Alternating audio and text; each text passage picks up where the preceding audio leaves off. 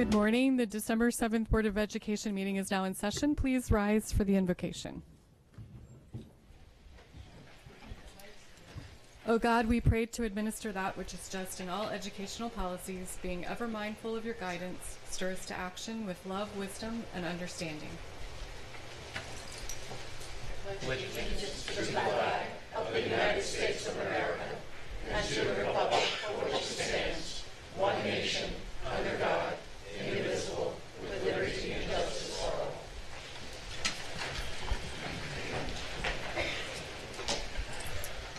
Item 2.03 is approval of the minutes. Do I have a motion to approve the minutes? So, second. All those in favor? Aye. The minutes are approved. Item 2.04, establish agenda order, and the agenda stands as published. Item 2.05 is recognitions. We have Janine Robinson to do a presentation.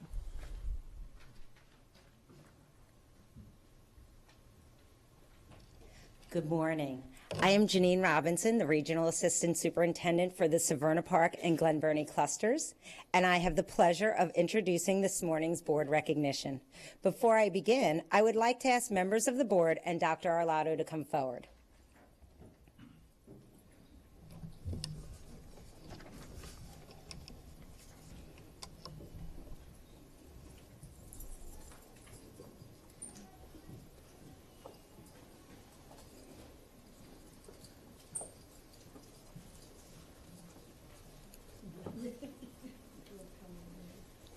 Thank you.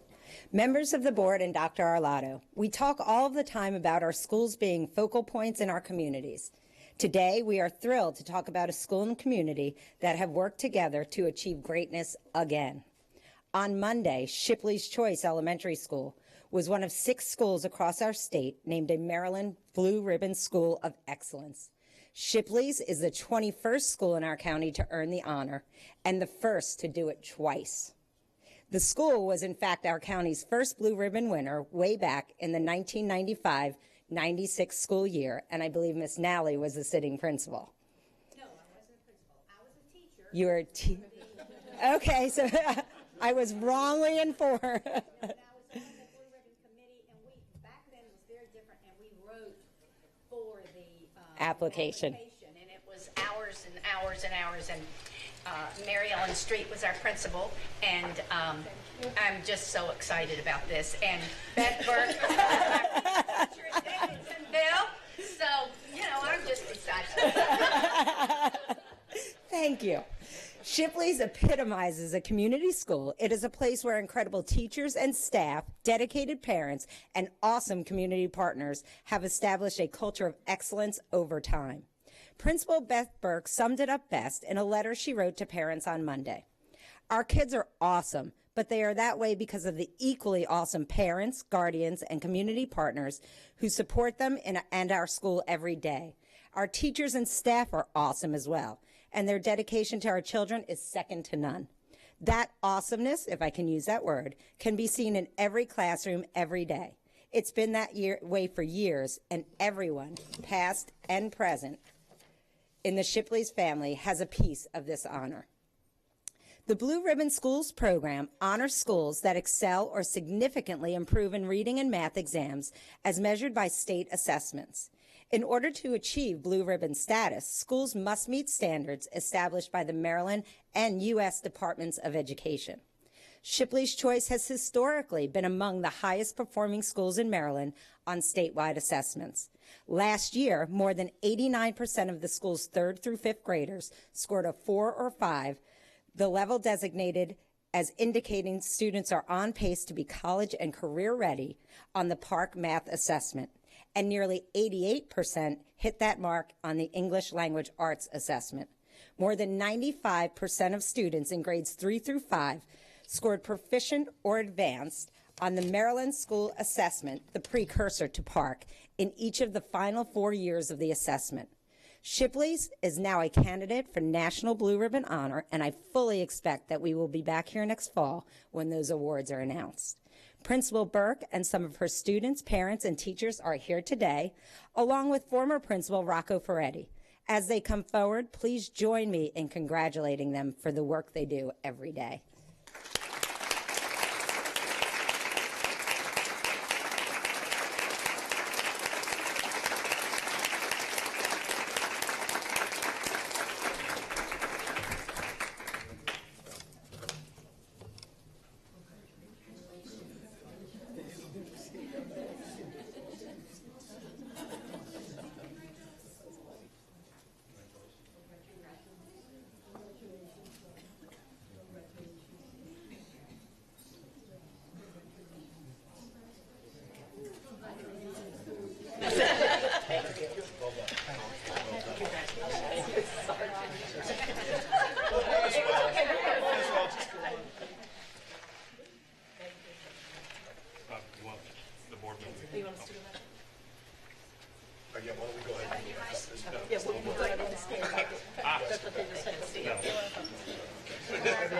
This is our center point right here, so Do you want us back up there?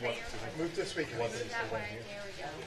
Back up would be probably better so we can see everyone.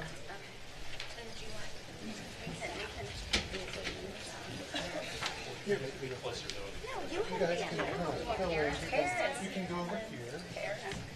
Mr. Spell, Ms. Spellmeyer, Mrs. Spell.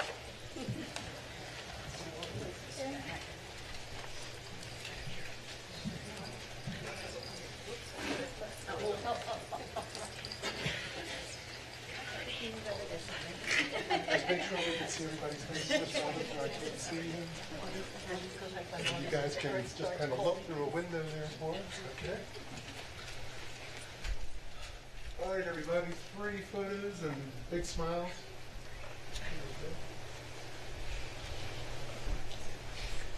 And Miss Natalie, can you take one step? Thank you. I told her to get closer. Here we go, guys.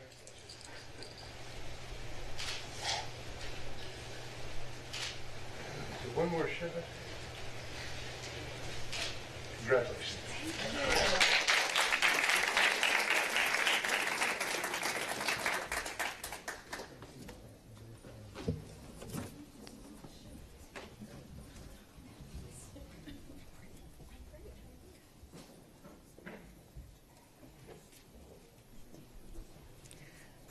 Our next item on the agenda is Educator of the Month, and I have that one.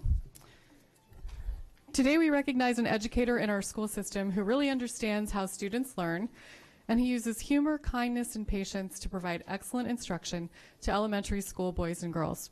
He holds high yet reasonable expectations for his students and encourages them to take risks and try new things. Patrick Alexander, instrumental music teacher at Piney Orchard Elementary School, is a master at providing specific feedback to students and always seeks to include technology, real-world connections, and school improvement strategies into his instruction. The most amazing aspect of Patrick's work is that he has developed the instrumental music program to a size that requires him to instruct full-time at school, teaching band and strings. The instrumental music program at Piney Orchard is 215 students strong. In order to provide maximum time for individual instruction and support, he has specifically arranged his schedule so that by choice he has little planning time because he'd rather spend the time with his students. His students are invited to come during recess and before school to practice and rehearse. He looks for authentic performance opportunities for his students and accompanies groups of student musicians as they participate in concerts and programs outside the school setting. More evidence of Patrick's effectiveness is that he retains a large number of those 215 student musicians from year to year. Everyone loves Mr. Alexander at Piney Orchard. He is a valued member of the school community and known by all students, not just the ones he teaches. Patrick also participates in the student mentoring program.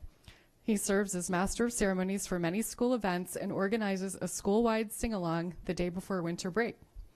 Each morning, he works with students to produce the morning announcements, and he organizes the entertainment portion of the volunteer tea each year. He understands the importance of the home school community connection and invites parents to help him with tuning instruments and helping out with winter and spring concerts. Patrick's expertise is recognized not just in school, but elsewhere, as he frequently participates in curriculum writing at the county level. He has presented at Music in Services for AACPS and participates in adjudicating the auditions for our performing and visual arts schools. He collaborated with colleagues in his school cluster to establish an annual cluster concert for students in grades 3 to 12. Patrick Alexander, your effectiveness as a teacher and your enthusiasm overseeing your students learn and grow each day are just a few reasons for your recognition today. So on behalf of the Board of Education, the students, teachers, and staff in the Piney Orchard community, and the entire Anne Arundel County Public Schools, congratulations on being chosen as Educator of the Month for December 2016. And would you please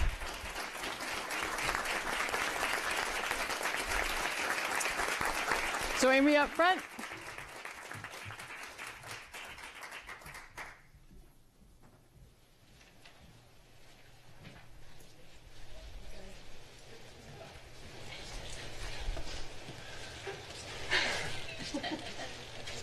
So Patrick and I go a long way back. We won't say how long. My students had my children had the privilege of going through Piney Orchard Elementary School. So tell us how they convinced you to come here today. What story did we give you? I was coming for a meeting, and I have a concert tonight, and I've been like, I have to go to this meeting. I have to go to this meeting. Are you kidding me? I was like, okay, I'll go. But so this was total surprise. Okay. Yeah. Well, you're at a meeting. Thank you. Thank you. You have a bell. You can join in the band at the school. Absolutely, yeah. And a certificate. Thank you so much. This is amazing. Thank you so much. Who else kind of slid in when I was reading? Oh, and then comes in my mother and my brother from Salisbury, so that's amazing. Some friends of mine. So thank you.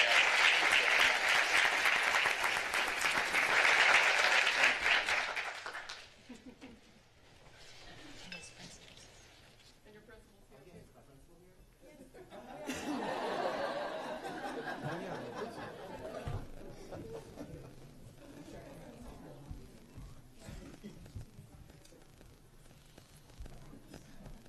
too. We'll also do pictures after the break with everybody.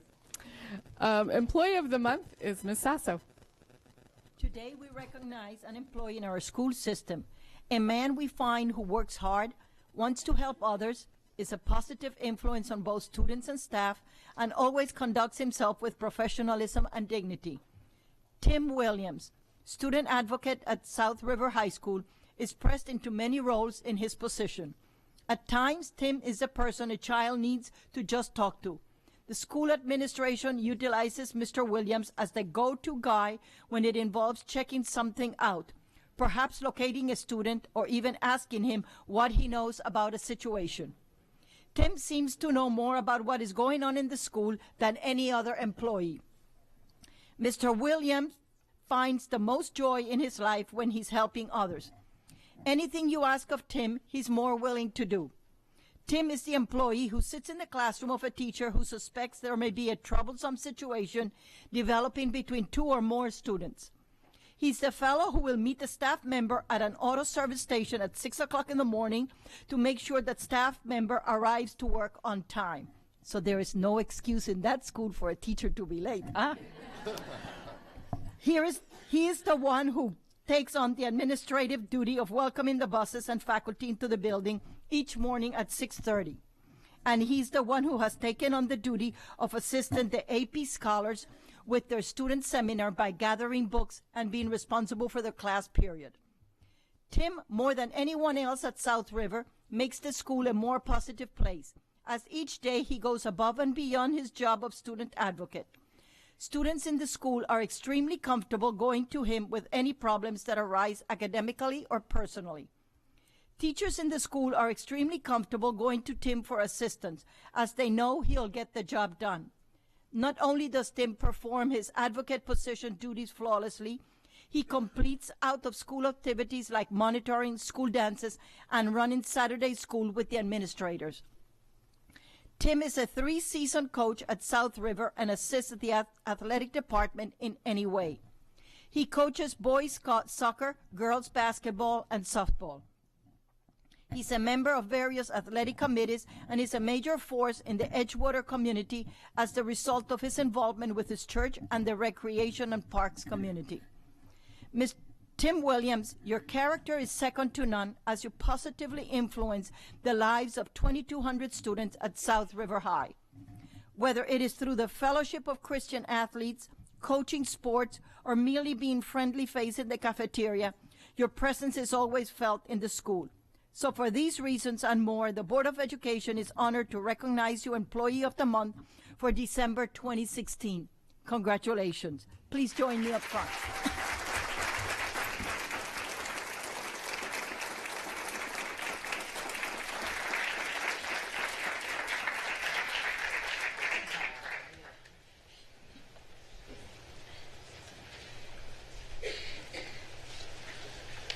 Okay, how did they get you here, Tim?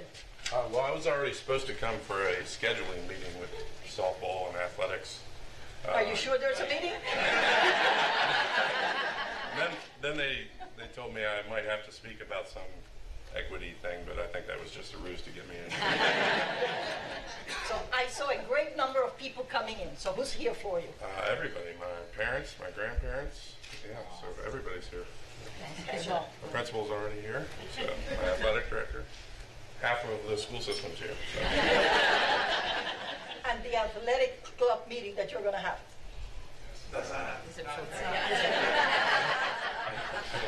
You don't know? I don't know anymore. So no idea. Okay, well, we would like to present you with your certificate as Employee of the Month. Thank you very much. You're welcome, and your bell.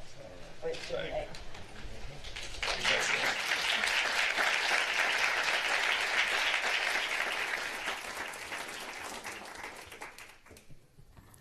Next, we have Volunteer of the Month, Ms. Williams. An appreciative reading teacher endorsed December's Volunteer of the Month. Her contagious energy welcomes and inspires our new volunteers to enthusiastically support our students and teachers. She comes to school every day with a smile and is eager to help wherever she is needed. Today, the Board of Education is pleased to join the staff, students, and families of Marley Elementary to honor their devoted volunteer, Mrs. Amanda Jones, with the December Volunteer of the Month Award. First grade teacher Shirley Harrison knows Mrs. Jones well. Her devotion to assisting the teachers is admirable, writes Ms. Harrison. Mrs. Jones works tirelessly each day, happily completing a variety of tasks requested by teachers, some of which are very labor and time intensive. She'll even take a project home to ensure it's completed for the next day. I am so pleased that Mrs. Jones is receiving this well-deserved recognition. Principal Christy Batista agrees. Amanda is a dedicated volunteer and a strong advocate for our school. Her compassion and dedication for all students and teachers ensures they receive the support needed for success. No request is too big or too small for Amanda. You simply ask, and she makes it happen.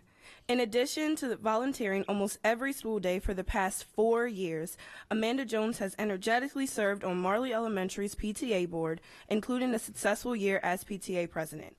As the current volunteer coordinator, Amanda efficiently recruits and inspires volunteers. She expertly trains other volunteers to use the copier and laminating machine so they, too, can aptly assist teachers and staff. Amanda Jones efficiently organizes the annual school spirit wear sale, assists with the biannual book fairs, seamlessly coordinates the vision and hearing screening events, and helps to schedule the Watchdog program and organize their fundraising events. Principal Christy Batista sums up Mrs. Jones' exceptional service by recalling author Terry, excuse me if I ruined this last name, Gulamit's words, "The world is hugged by the faithful arms of volunteers." And Miss Batista adds, "Here at Marley Elementary School, we are hugged each and every day by Miss Amanda Jones." Mrs. Amanda Jones, would you please come forward? With great appreciation, I want to present this Volunteer of the Month certificate and bell to you.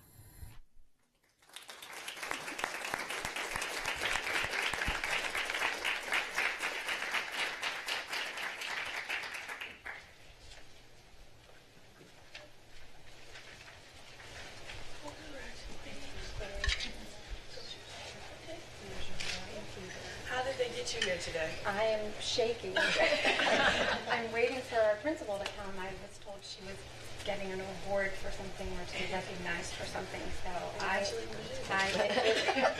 it didn't dawn on me until I just heard my name. I looked at Corey next to me and she just smiled, so I knew. And this means more to me than anything. This makes everything that I do and all the hours that I put in with it. So who's here with you right now? One of our reading teachers and two of our reading teachers, Kim Boat and Corey Lewis. Well, we thank you for everything that you do, and congratulations. Thank you very much. Thank you.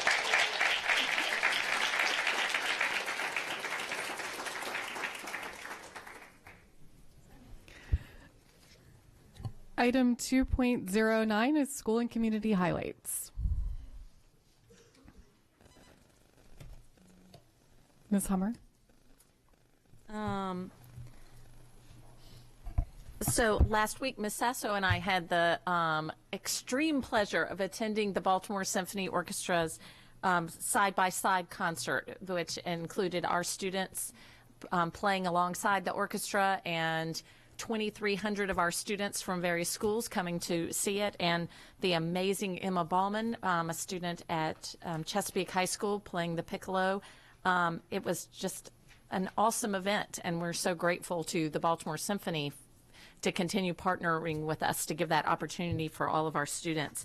I also, last night, Mr. Alexander brought it back, I attended the winter band concert at Monarch Global Academy, and as I've said before, there's a special place in heaven for elementary beginning band and string teachers.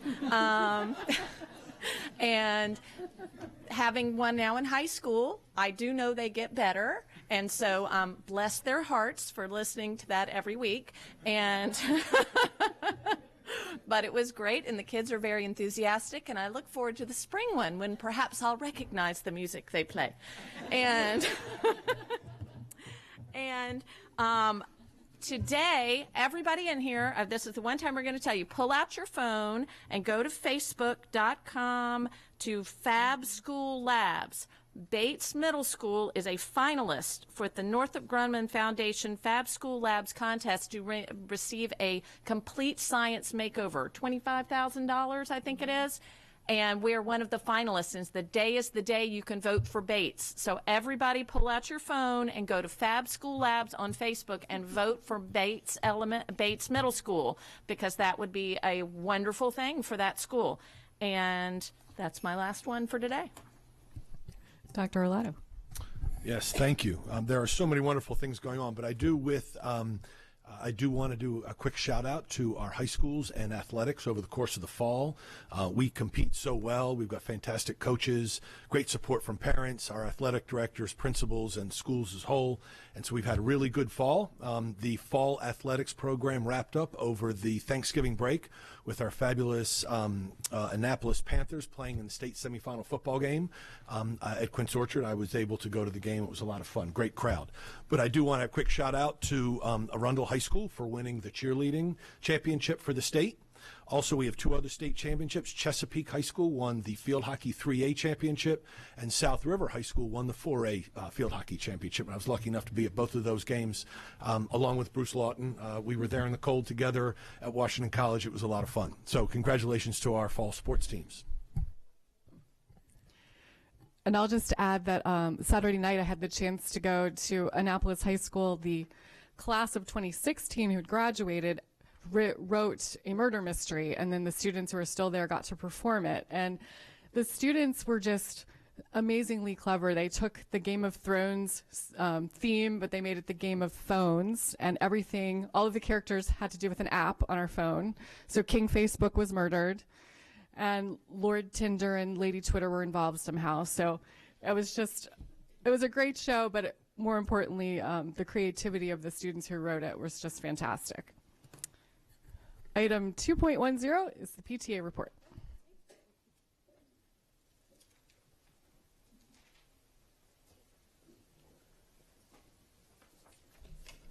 Good morning, President Korbelak, Dr. Arlato, and board members.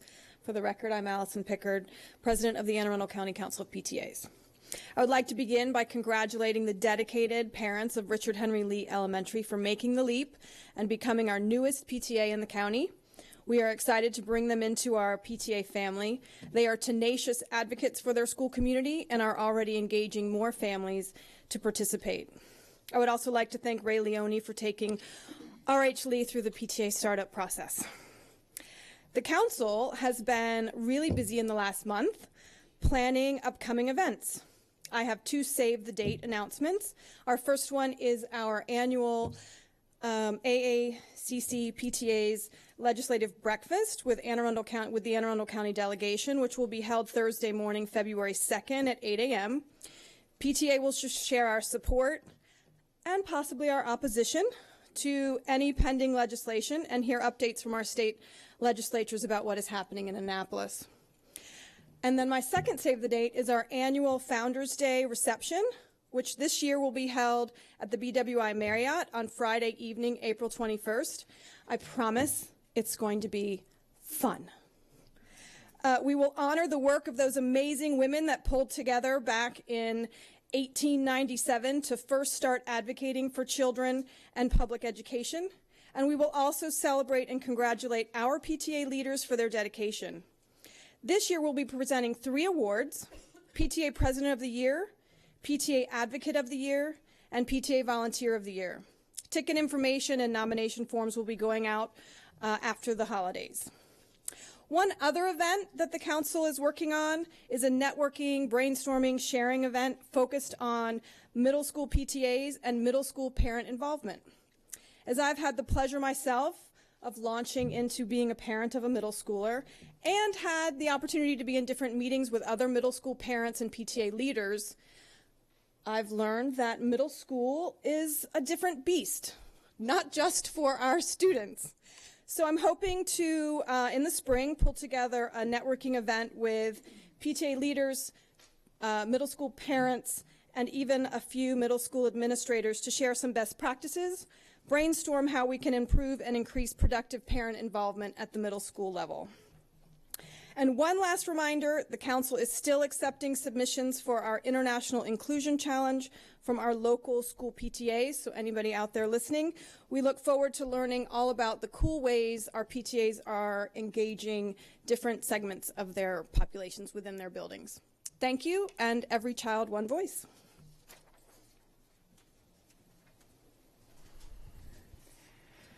Item 2.11 is the CAC report.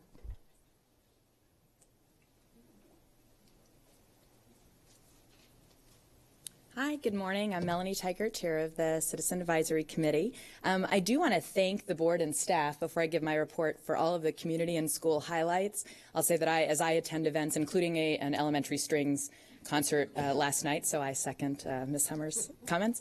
But I'm also going to the all-county middle school this Saturday, and to see that development is just extraordinary. But every time I go to an event, I see board members and I see members of the school staff, and we really appreciate that. Those of us in the community, it means a lot that you support those events. The Citizen Advisory Committee continues to meet on the second Monday of every month here in this room, 7 to 9 p.m. We're skipping December just because December is a busy month, and we just established our subcommittees, so that'll give them a chance to get going. Our next meeting will be Monday, the 9th of January, and at that meeting we're going to have Matt Stansky come in to give us a brief on the budget, so it's very timely with the budget hearings and workshops coming up in January. So we hope to be a bridge to the community for those discussions as that budget comes out. One of our big areas of focus this year, continuing from last year's communication, and both two-way communication from the board to the community, really trying to make sure that everybody knows about the great opportunities in the school system, but also giving feedback to the board. Recently, Bob Mosier added all of the CAC committee members to his distribution list for press releases. We greatly appreciate that. Some of our committee members are not parents, and so that enables us to make sure that we're informed of what's going on. We know this year is a big year of change for the school system, with the calendar change, school start times, changes with the grading policy, including cum laude. So we're trying to do our best to help communicate that to the community and give feedback to the board as is relevant. At our last meeting, we started talking about ways to improve that communication and have talked about maybe CAC Facebook group pages by cluster, maybe some Twitter feeds, and so we'll be talking with you soon about constraints or preferences for you, but to help us communicate as those changes take place. In November, Kelly Purnell, our vice chair, gave you a brief on the subcommittees that we've established. We have 5 subcommittees that will be working on various issues this year.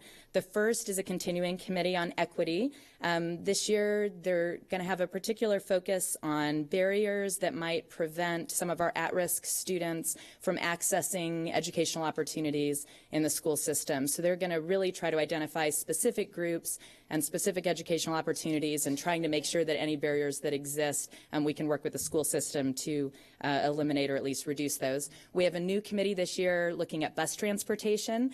We think that's timely with the change in school start times that will be coming up, and there have been some just items identified in the community with routes and timing of buses. So we have a committee that will work with the transportation office here to make sure that that transition is smooth. We also have a new committee looking at, I'm going to generalize it, they're still formulating their ideas, but mental health and life skills.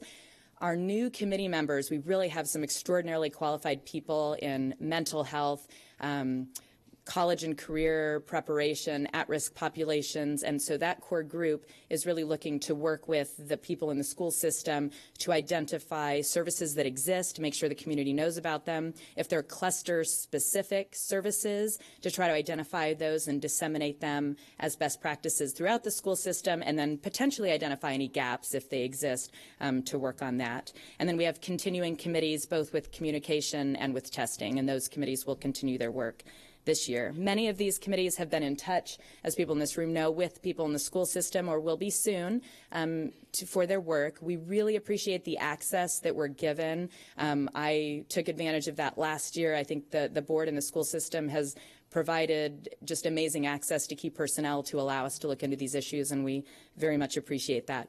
Our committees are just getting started, so as the spring gets started, we look forward to giving you further updates on our progress. Thank you. Thank you. We're going to take a short break to do pictures for the Educator, Employee, and Volunteer of the Month out in the hall.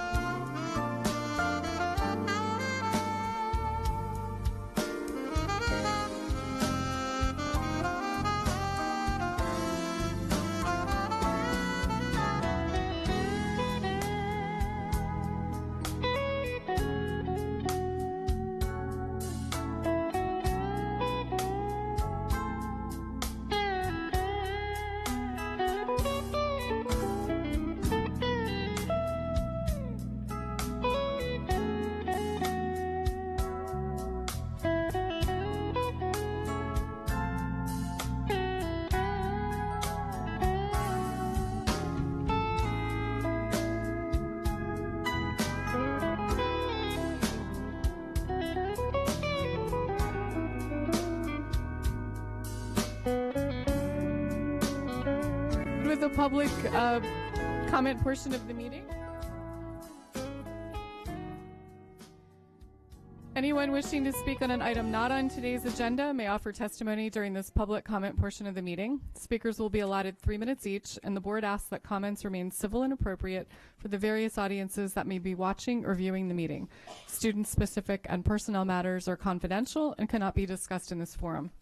This time is intended for speakers to voice their opinion and not necessarily as a question and answer period. Speakers may pose questions, but answers will be counted toward the 3-minute allotment.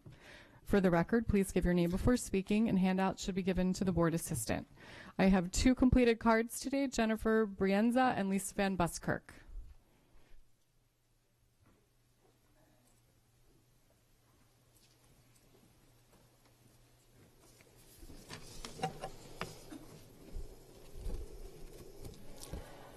Good morning, Dr. Arlotto, President Korbelak, and members of the board.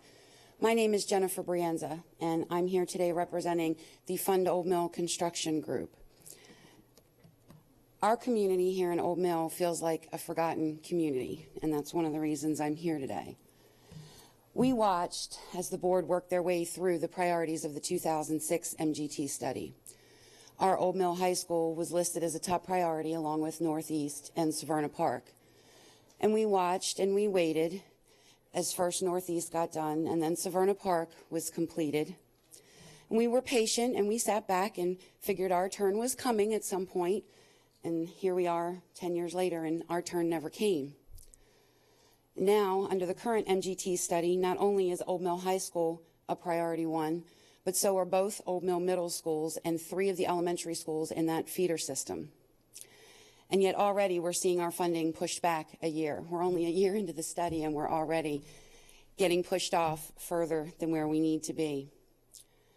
As the parent of a student in the IB program at Old Mill Middle North, I can't tell you how distressing it is to see that a system that houses 3 of the county's premier magnet programs has been ignored for so long. Although we recognize that the board is following the current MGT priority list, and we acknowledge that funding has been included in the board's 6-year plan, last year's board projected a budget for fiscal year 18, which included design and feasibility study funding for Quarterfield and Rippling Woods Elementary, in addition to a new Old Mill High School West. But now that we're actually discussing that fiscal year 18 budget, the funding that would follow behind it for those schools and other schools in the complex is being pushed off to fiscal year 19. Now, we've been told that obviously that's partially a result of the fiscal year 17 budget not being fully funded. But last year, the projected budget for fiscal year 18 was $36 million higher than what's being projected now for this year as we're actually discussing the budget. If you were to add back in the funding for the Old Mill Complex schools as originally planned, it only adds back in an additional $14 million, and that still leaves your budget $22 million below what was projected to be requested. Now, this project is immense, I understand. Restructuring this system is complicated, lengthy, and expensive, and believe me, I get it. It's one of those projects you just want to push off to the far corner of your desk and pretend it's not there. But there's already been money included for land acquisition. We have a master plan for this complex, and we're not asking to be pushed ahead of anyone else. We just want what we've been waiting for. This community has been patient for decades for its turn, and I ask the board, please do not mistake our patience for complacency. We've waited long enough, and our time for this funding is now. Please restore our Old Mill School Complex funding back into the fiscal year 18 budget.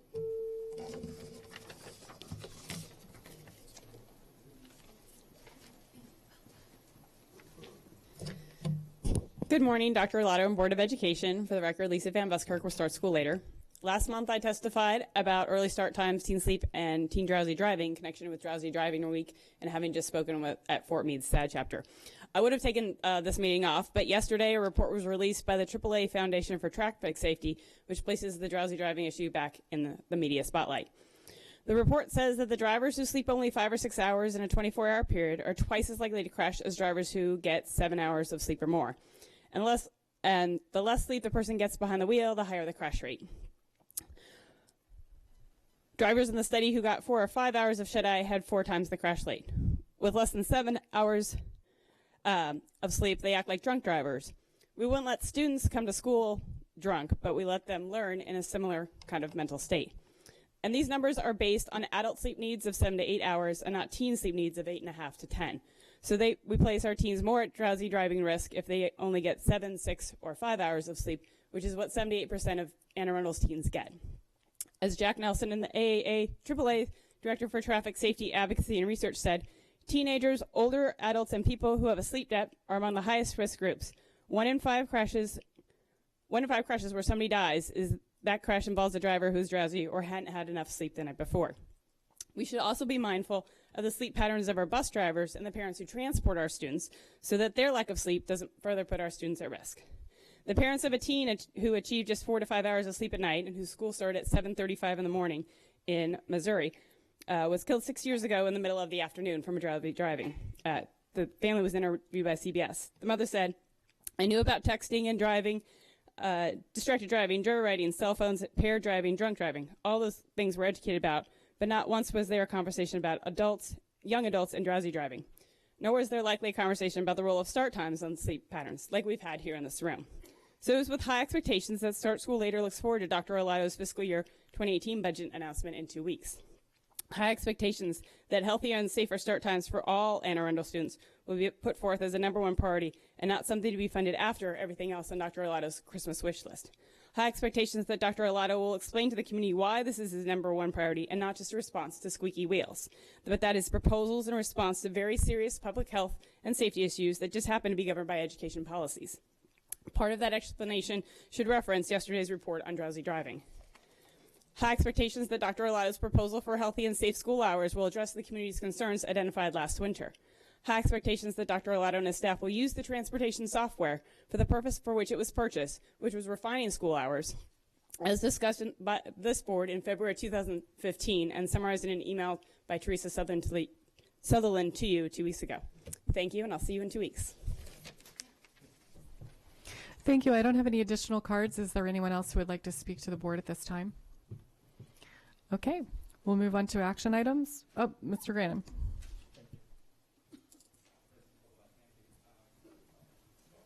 Have I still not learned how to do that? My gosh. I'm running out of excuses. My comment briefly is about the proposed adoption of Latin honors presented at the last board meeting. I wholeheartedly support the initiative to recognize the hard work and accomplishments of a broader swath of our high-achieving students by adopting the traditional 3-tiered Latin honor system.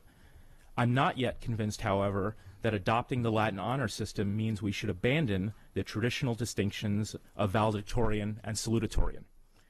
At our last meeting, during the staff's presentation on the proposal, I asked whether other school systems had maintained the traditional valedictorian and salutatorian distinctions along with the 3 Latin honor designations, and the staff said they didn't think so. Wasn't trying to put them on the spot, I just wanted to know. In any event, afterward, I did a very quick check and found what appears to be at least one system that did what I'd asked about. Durham, North Carolina, a large school system, just this year adopted Latin honors but decided to keep the traditional distinctions of valedictorian and salutatorian after consideration by a task force. Before we do away with the long-held tradition of naming a valedictorian and salutatorian, consider what that would mean for our graduates, particularly as they embark on academic and professional careers that may take them beyond our county. There is a long tradition in America of naming valedictorians and salutatorians, and those distinctions remain with those honorees throughout their careers in every walk of life. Notable high school valedictorians include Alicia Keys, Cindy Crawford, Jodie Foster, Weird Al Yankovic, W.E.B. Du Bois, Dr. Seuss, Paul Robeson, and Kevin Spacey. Notable high school salutatorians include Albert Einstein, Carrie Underwood, Michelle Obama, Jimmy Carter, John F. Kennedy, John Wayne, and Connie Francis.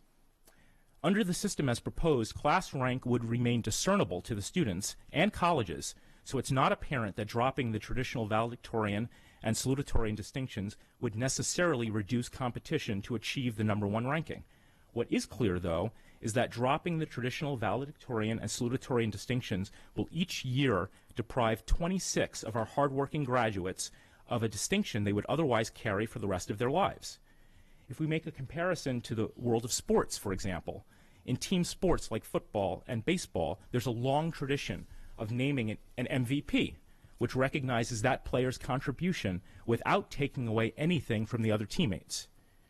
Adopting the broader Latin honors will unquestionably and appropriately provide broader recognition to high achievers, but we could adopt Latin honors while maintaining the traditional valedictorian and salutatorian distinctions. I intend to keep an open mind throughout the public comment period, but my present intention is to support adopting Latin honors while preserving the ability of any future Alicia Keyses or Albert Einsteins who come from our county to maintain those well-deserved distinctions for their future academic and professional careers. Thank you.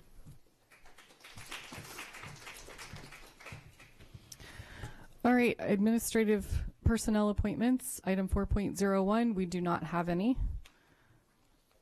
Item 4.02, personnel appointments. Dr. Arlato, your recommendation. Yes, ma'am. I recommend to the board approval of the actions as stipulated on the attached sheets. So moved. All those in favor? Motion passes 900.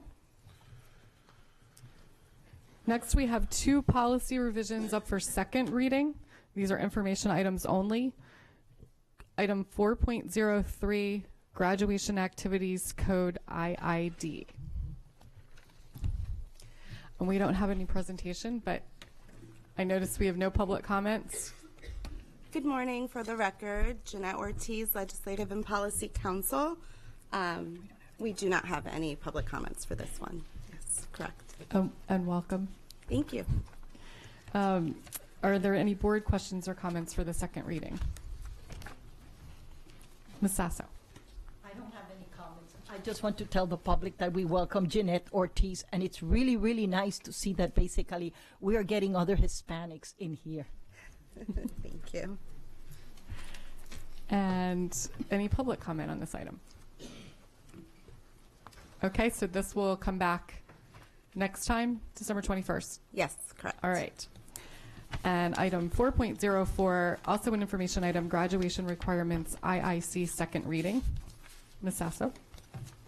I would like to agree with the presentation that Eric Gannon just made, which is basically retaining the valedictorian and salutatorian besides the Latin honors.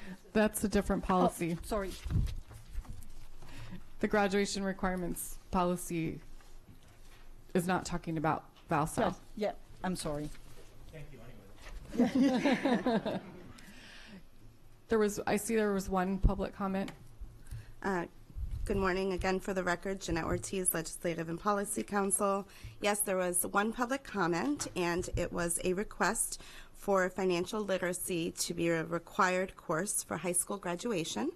Currently within our curriculum, financial literacy components are already interwoven at all levels, elementary, middle, and high school.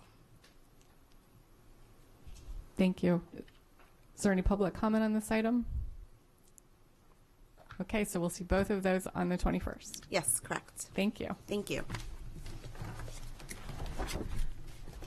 Our next item is an information item as well. Item 4.05, the superintendent's recommendation on redistricting Broadneck and Cape St. Clair elementary schools.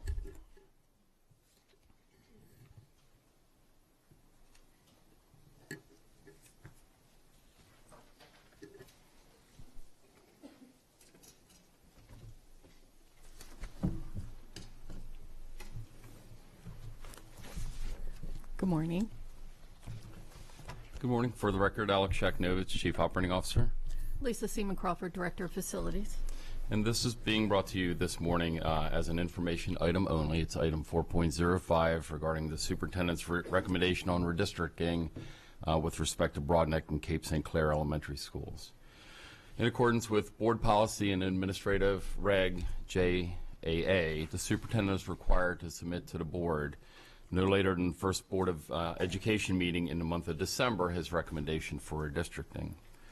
The board then, pursuant to the aforementioned policies, will review the superintendent's recommendation along with any other recommendations brought forward by the board and determine no later than the end of January which to take to both public briefing and public hearing. In order for any redistricting to go forward in the subsequent year, the board must take final action no later than April 30th, and that's under state law. The superintendent of schools, as is customary and again spoken to within the regulation, formulated a redistricting committee to provide him recommendations on options to alleviate, to the extent possible, the overcrowded condition at our Broadneck Elementary School facility. There is an attached exhibit that is the report prepared by the redistricting committee. We'll go through that momentarily. The committee voted for option A, which essentially is an option that does not redistrict any youngsters between Broadneck Elementary School and Cape St. Clair, so we'll maintain the status quo. The superintendent's recommendation is that of option B for school year 2017-2008. This option would redistrict approximately 69 students currently living in the communities of College Parkway Place, Deep Creek Village, and Quaker Ridge from Broadneck Elementary School to Cape St. Clair Elementary School. The rising fourth graders, the ones who will be fifth graders next year, would be allowed to avail themselves of a grandfathering option, and the parents and guardians of those students would elect whether to remain at their current school or transition over to the new facility over at Cape St. Clair. So the packet that you have before you, and again, this is for information today, only for your consideration, the first few pages depict the maps and diagrams with respect to the current situation as it exists, and that is the committee's recommendation. So absent any change in boundaries or redistricting activities, the catchment areas for both schools will remain as is. And again, we'll go through that in a little bit more detail. The next page contains the boundaries of the proposed redistricting elements as proposed by the superintendent. And the reason I breeze through that really quickly is I really want to focus on the committee's report.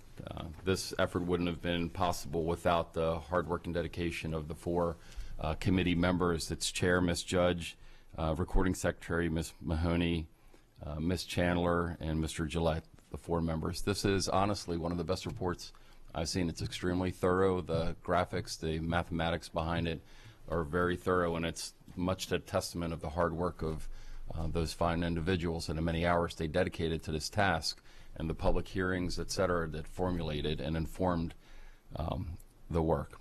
So if I can draw your attention then to page 2 and then specifically page 3, this essentially outlines the committee's recommendation, and this is actually calling from the redistricting committee's report. At the bottom of page 3, you'll see a chart that shows what the current and projected enrollments are for both Broadneck Elementary and Cape St. Clair, and the state-rated capacities of both schools as well. So you'll see that Broadneck Elementary School has a capacity in the current year of 717. It has a enrollment of 827, and it results in 115.3% utilization rate. I'm simply trying to bring to your attention how the chart is structured. Cape St. Clair Elementary School in the current year has 800, room for 800 students in terms of that prescriptive state-rated capacity algorithm. It has 592 students attending the school, providing a 74% utilization rate of that building. Taking the recommendation of the committee and making no adjustments to the boundaries will result, if you take a look at the projected years, you go out to the far right-hand column, you'll see that the total enrollment for both schools, Broadneck and Cape St. Clair's, do in fact decline marginally in the out years, such that by the time we get to 2022, Broadneck Elementary School will have dropped to approximately 108.6% of its state-rated capacity, so it's overutilized, oversubscribed, and Cape St. Clair would have dropped to only 71.8% of its capacity. So again, we will continue in an overcapacity condition at Broadneck. We'll continue in an underutilized condition. The committee did a wonderful job explaining their rationale. Again, I'll leave that to your own reading between now and the time we meet again to weigh your options as well as the superintendent's options. Given the unanimous vote of the committee to go for option A, which again is maintaining the status quo, the committee formulated essentially three ancillary or three other options for the board and for the superintendent first and foremost, and then the board to consider. So they are option B, C, and D. We'll take them a little bit out of order. So in option C would move approximately 96 students. The map depicting the geographic attendance zone of those students is shown on page 6. And it would bring the current capacity, if that was to transpire, would bring the current utilization rate, of Broadneck from 115 down to, and under option C, down to 102 immediately. And it would bring up the utilization of Cape St. Clair from approximately 74 to approximately 86. This was voted on by the committee, and the results of that vote were 2 for and 2 opposed. And again, I'll leave to your reading the rationale, the pros and cons, and the rationale for their vote. Option D, which is shown on a graphic on a map on page 8, option D would result in the movement of approximately 90 students. The result of that would be to lower Broadneck's utilization from 115% short term down to, again, approximately 102.8 students. It would increase Cape St. Clair's capacity from its current 74% up to about 85.3. So the rationale is contained in the text contained on page 9. This was voted on by the committee again, and it was a split vote again, so a 2-2 tie for option D. One important note on both option C and option D is that it would necessitate the reallocation of 2 buses, so 2 bus routes, 2 buses would essentially be impacted, but they would simply be transferred and repurposed from transporting today Broadneck Elementary students to the Cape St. Clair. So we would not be adding buses. We would simply be repurposing 2 of the buses that service those 2 schools. As I indicated earlier, the superintendent elected to recommend option D.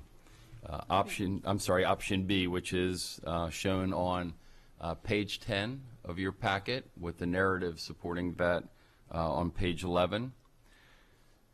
Option B would result in a redistricting of approximately 69 students. It would bring the utilization of Broadneck Elementary School short term down from 115.3% down to 105.6. It would increase short term the utilization of Cape St. Clair from today's 74% up to 82.8%. Only one bus in this case would be impacted, so we would be repurposing a current Broadneck Elementary bus over to service Cape St. Clair.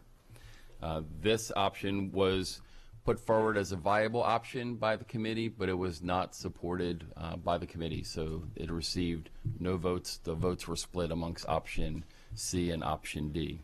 I think the most telling page, and the one that really the committee, I think, did the best job on, is located on your print page number 19. Because all the figures I've referenced to date really talk about the near-term effect, and it's important to take into account the long-term effect of the redistricting. So on page 19, you'll see, and we'll go through it in order again, option A, the school today is at 115.3%, And immediately below it, you'll see in the following years, it actually ticks up just slightly to 115.6, and then Broadneck will slowly tick down to 115.1, 112.3, and 108.6, again remaining over capacity. Cape St. Clair, as I indicated earlier, will also continue to tick down slowly from 74.4, 73.6, 72.6, 71.8. The superintendent's recommendation B will bring Broadneck's elementary school capacity from that initial rate that I referenced earlier over time down to 99% at the end of that 2020 period. So it'll tick down slowly, and it'll be just under capacity. Broadneck Elementary School, again, would remain essentially level because the students that are going to be redistricted there are somewhat offset by the slowly declining enrollment. Option C and option D, because they would move approximately 96 or 90 students respectively instead of 69 students as is contained in the superintendent's recommendation, would make that transition more aggressive. And by that I simply mean that Broadneck Elementary School would come under its state rated capacity, so it would meet 100% or lower on a more aggressive basis. In that case, in both cases with options C and D, Broadneck would go under 100% in the 2019 school year instead of the 2020 school year. And you'll see in all scenarios the Cape St. Clair School remains above its current utilization, but rather safely below its capacity figure. With that, I believe we'll conclude our presentation short term, other than again to reinforce the fact that there's a lot of information contained here. Today is simply just a delivery and the initial presentation. You'll have ample time to relook at this information. Your options include essentially adopting and moving forward to the superintendent's recommendation, modifying the superintendent's recommendation, rejecting the superintendent's recommendation in its entirety, or crafting your own series of recommendations that you wish to bring forward to a public hearing. So we will be coming back before this body shortly once you've had a time to digest this, once you've had a chance to hear some input, I'm sure, from affected constituents, and then you'll be in an informed position to decide which elements you want to bring forward to a public briefing and then to a public hearing before you're then yet again placed in a position to have to take a formal vote by the end of April. So this is a rather lengthy process. Thank you. Mrs. Birch. Thank you. I have a question. I know it's been almost a week since I first read this, so I may not have all of my thoughts properly there. But one of the concerns of the Broadneck community was that bringing their population under 100% would then open their school up for their area up for new development and then more growth again. Am I characterizing that correctly? So that is spoken to in the report, and I'll answer that in an indirect fashion. Okay. Heretofore, it has not been the policy or practice of this Board of Education to control growth and development. That's a function of the county government, the county council, and the planning and zoning department. Right. Certainly, they rely on some of the data that the Board of Education utilizes with respect to the adequate public facility ordinance, just like they rely on transportation data, et cetera, from other elements of county government. But we historically, as a Board of Ed, have neither taken nor not taken redistricting actions based on whether they do or do not impact growth and development activity within the county. We've essentially, we're outside of that process that occurs over at the Arundel Center historically. I guess it struck me as an interesting motivation to not want your school to be redistricted. I'd never heard of something like that before. It did not struck me as an option. But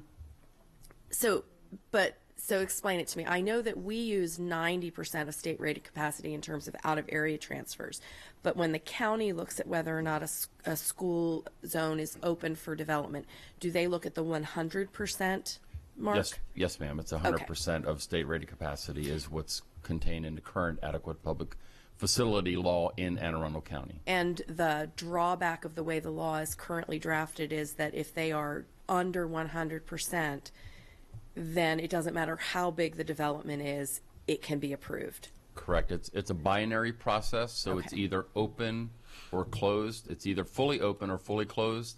This county does not use an allocation method, so that if it was open, but only open, for example, for 5 students, you can only have a certain number of housing stock. It is either fully open or fully closed in a binary fashion. And again, that is prescribed under county law as it exists today. Okay. I wanted to just understand that a little bit better as I'm thinking through all of this. Okay, thank you very much. Mr. Gilliland. Thank you, Madam President. Just have 2 questions, or 2 question areas, if I may. The first, if we can start on pages 10 and 11, looking at the superintendent's recommendation of option B. My first question is just looking at those communities noted in red, and I see Bellevue Road, Bellevue Drive, Bellreeve, sorry. You know, I think I need glasses now, but this is some small print. Those communities that are in option B that would be routed to Cape St. Clair Elementary under that proposal, I see the mileage indicated there, but given College Parkway, busy rush hour in the morning, busy rush hour in the afternoon, evening, do you know the implication of timing that students would be on the bus? Is that marginal or is that going to be substantial? It's essentially marginal. But if you take a look at it, one of the things that transportation always strives for is what's called same-side service. Some folks call it right-hand service. And that is because the door of the bus essentially is on the forward right-hand side of the chassis. So to the extent possible, we prefer to not have youngsters crossing a road. So the configuration in this case would allow a bus to make the loop. The loop connects at College Parkway in 2 locations. To make the loop, continue to pick up students on the right-hand side of the road, and then reconnect College Parkway at a safe location where it can make that left. We do not. Buses are large vehicles, and in tight quarters with, unfortunately, blind spots in them. So we try not to make 3-point turns. So we would not want to have that bus go to the end of its service area, Mr. Gillen, make a 3-point turn, and then come back out the way that it entered. The more safe option is to allow that bus to continue along that arc and then reconnect College Parkway just west of the catchment area there. But I do want to note there is a light at the east end, but there is not a light at the west end. So that may be a consideration for transportation. Right. And forgive me, I should know this, but is College Parkway state or county? I believe it's county. Okay. I believe. My second question then, if we shift to page 3 where we've got the chart, and I know we've got some stronger numbers at the end of the report as well. I'm just curious because I'm looking at the occupancy percentage line for Broadneck Elementary as it currently stands, and it looks like it's trending down significantly. Where we're, just for lack of data at this point, where we're somewhat handicapped is we can't see beyond 2020. So I don't know if 2021, 2022, if that trend downward is going to continue, and if so, are we getting back to what our eventual goal would be at the start of the 2017-18 year? In essence, is the juice worth the squeeze? Sure. So our projections for Broadneck Elementary School, because that's specifically the one you asked for, has a state rated capacity of 717. Our official education facility master plan that this board votes on every June and is reviewed and adopted by both the county government and the state government, and has since been approved by both of those external entities. It shows that by year 2025, Mr. Gillen, Broadneck Elementary School would have 750 students at it. So I understand that the chart you're looking at only shows out to 19 and 20, but our official projections that both the county and state have also adopted shows in the year 2025, Broadneck Elementary School being at 750, which is still in excess of its 17. So it will remain over capacity at least 5 years past the numbers contained within the committee's report. Would it be possible, I hate to ask for more detail and more legwork on this, but just to see that comparison of what it is right now as it's districted right now, and then what the superintendent's proposal would be out to 2025? Sure, very easy to do. Okay, thank you. Mrs. Nally. A couple of questions. Now, when you, on option B, I'm looking at the map, and you say, excuse me, what's that? Oh, page 11. When you say one of the concerns is that it would, let me see, it would creates an awkward layout between neighborhoods.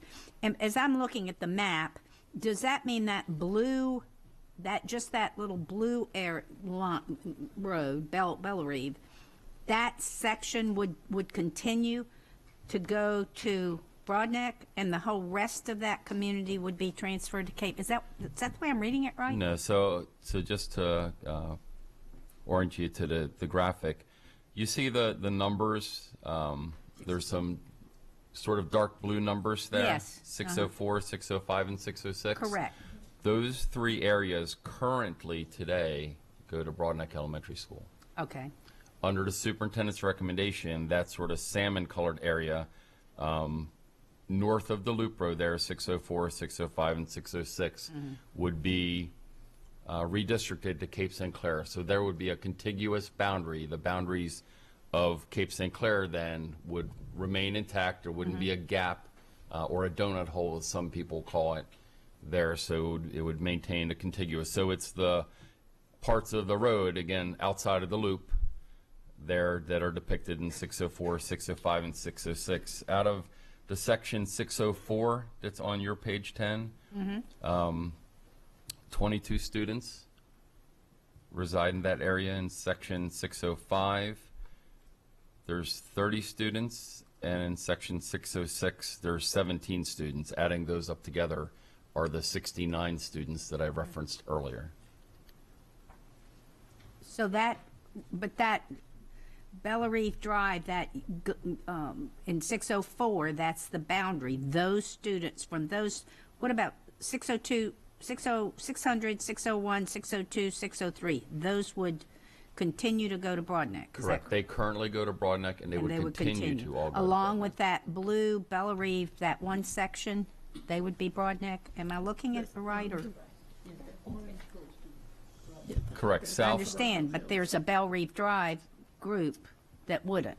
Right. So the road bifurcates the community. So if you're inside of the loop, the southern side of the page, you would continue to go to Broadneck as you do today.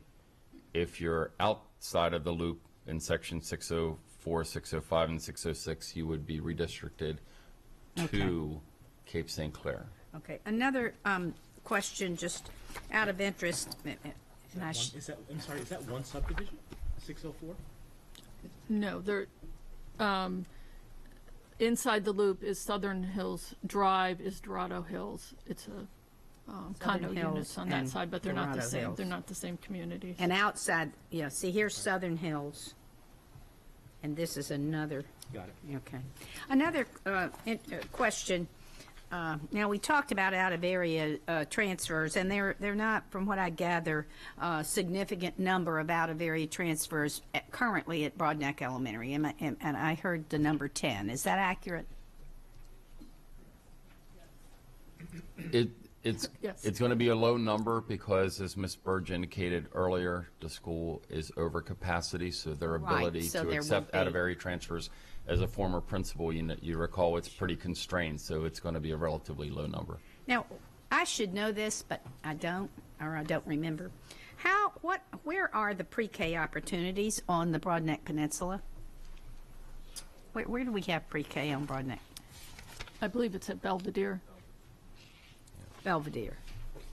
Now, is that an adequate number of pre-K opportunities for that large peninsula for these students, or is there an interest at all in expanding pre-K? Well, I mean, I know I will begin this, and the superintendent's going to bring this up, but I think you've heard from the superintendent that he's keenly interested in aggressively expanding pre-K opportunities across the county. So the direct answer to you is no, it's underserved in terms of pre-K. We're sort of constrained at the moment, as you know, by some of the funding issues, so we've not been able to as aggressively expand pre-K opportunities as we wish, but that is absolutely the direction, and I'm sure Dr. Lotto could expand upon that.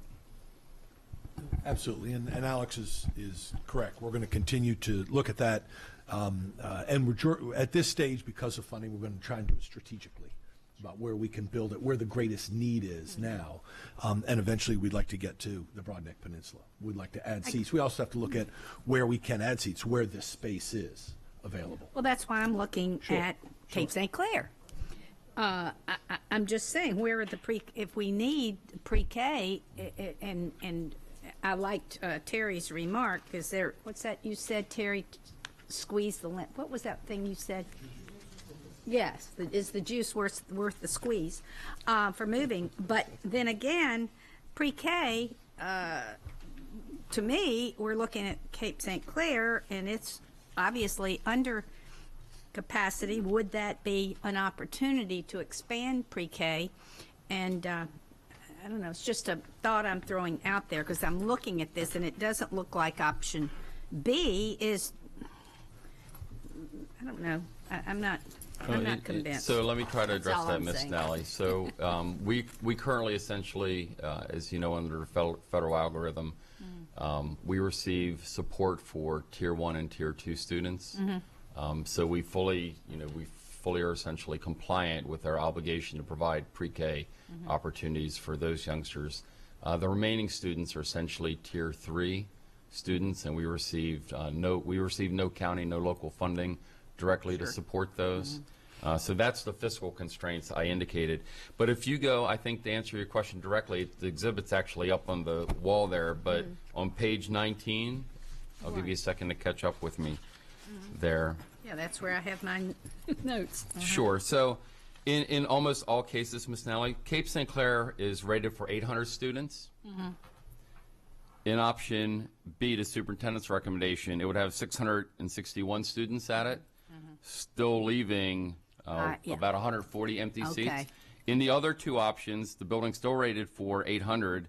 It would have about 680 children in it under option C and D, meaning there's still 120 essentially opportunities for empty seats. So all three of those activities, whether the board decided B, C, or D, there would be somewhere between 120 and 140 plus empty seats still remaining at Cape St. Clair, and superintendent says we're approaching this strategically. So having the opportunity, if you have 120 or 140 empty seats, that creates the opportunity. Once we solve some of the fiscal limitations, staffing limitations, Cape St. Clair would absolutely look like a wonderful place to put a pre-K program. Yeah. Okay. Thank you. Ms. Sasso. I just have a question, because literally we're transferring students, and at the same time, Broadneck is still overcrowded. So one question is, looking at page 10, 600, 601, 602, and 603, how many students per each one of those blocks are there? So looking on page 10, if you look up into the right-hand portion, you'll see in 600 there's 11, in 601 there's 5, in 602 there's 19, in 603 there's 22. Okay, why can't we take all of that community rather than divide them and basically send those 22 plus the 69, because you have the bus basically right in that area. And if you look at the housing distribution, it is pretty much a community by itself divided by Belle Reve. Why can't we take all of those 22 and 69 and that whole community, basically transport them to Cape St. Clair, keep the community together, and bring down the numbers for Broadneck? So if you look at your exhibit on page 6, which is option C, the graphic there, does that align with what you're suggesting? Both sections. Or all? I'm saying 601 to... Oh. Well, again, as I said earlier, the board, 606. the board certainly can create their own option as well, and so you could create a more aggressive option that would combine, you know, those areas into the other recommendations as well. I mean, if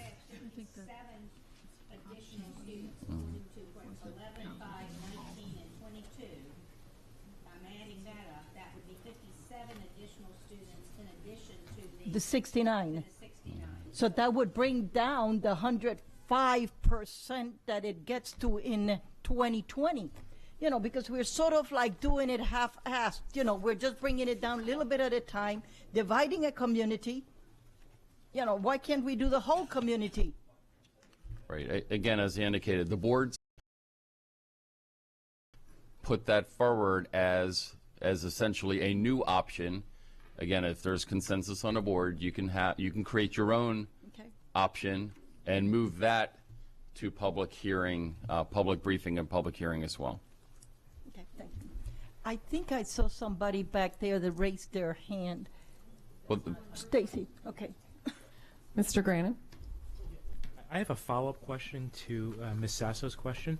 If we were to consider, I hate to use the term more aggressive, but a larger redistricting scope, what if that were balanced with more grandfathering of students who are currently in the in the current school, meaning that we would do it more on a forward-looking basis, take a larger swath of all of these categories, 600 through 606, but grandfather in more current students and maybe even potentially their siblings, so that no one has a student right now that's being forced to go to a new school, but we're doing something forward-looking based on the demographic trends in the area.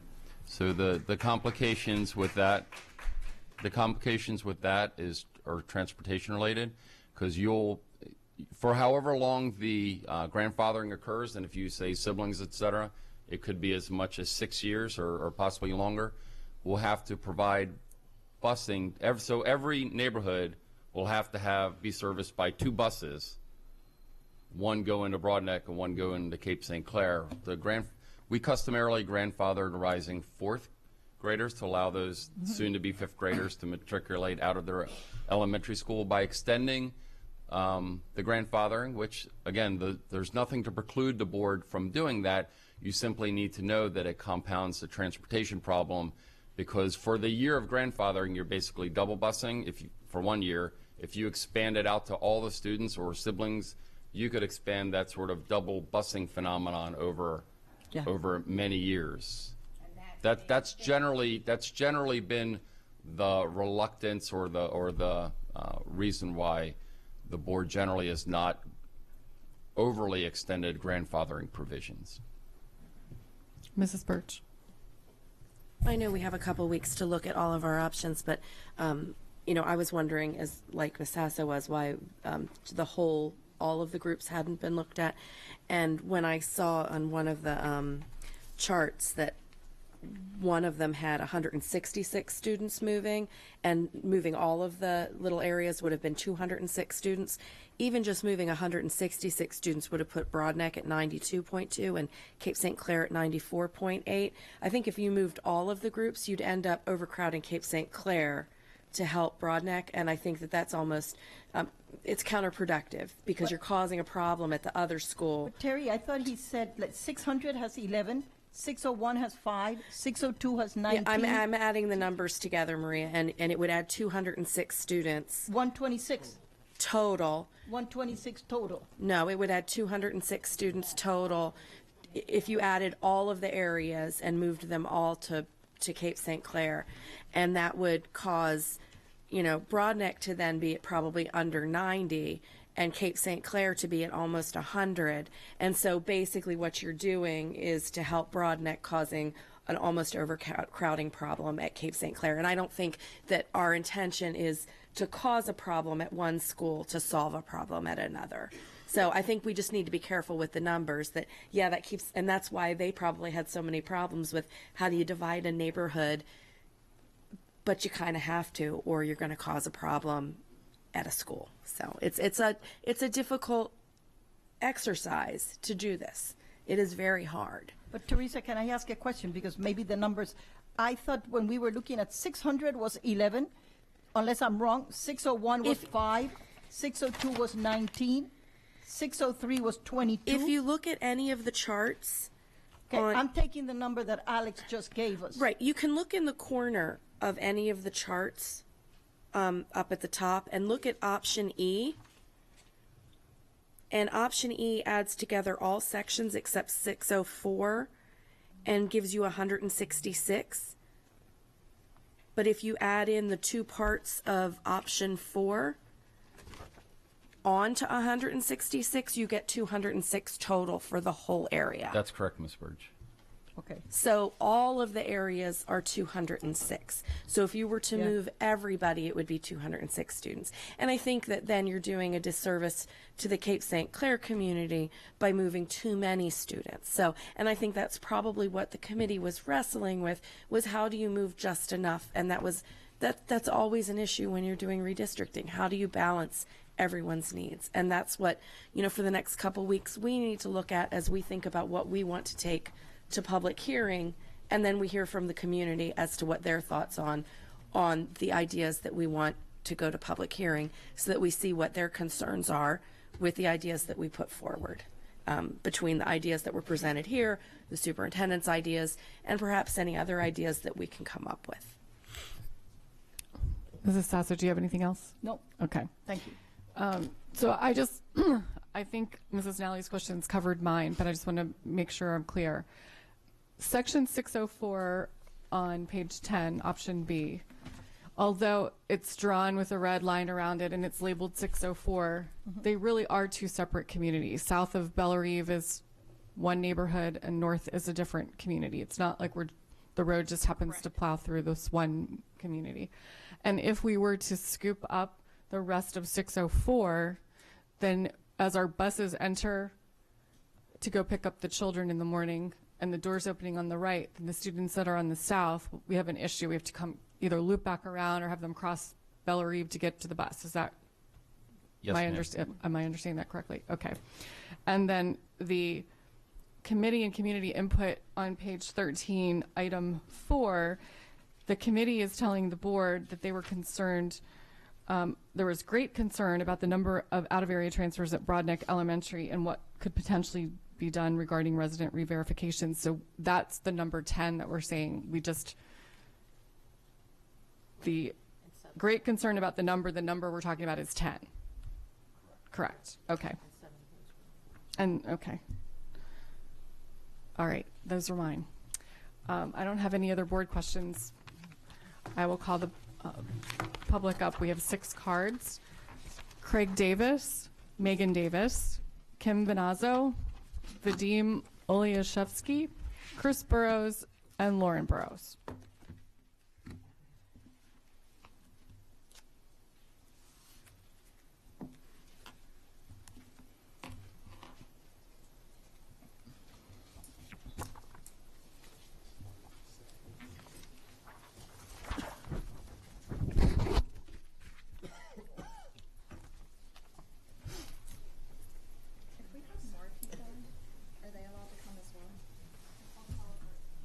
Have they completed cards?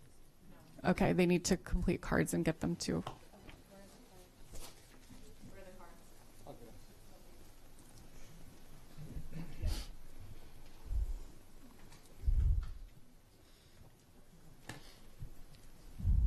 I think the person.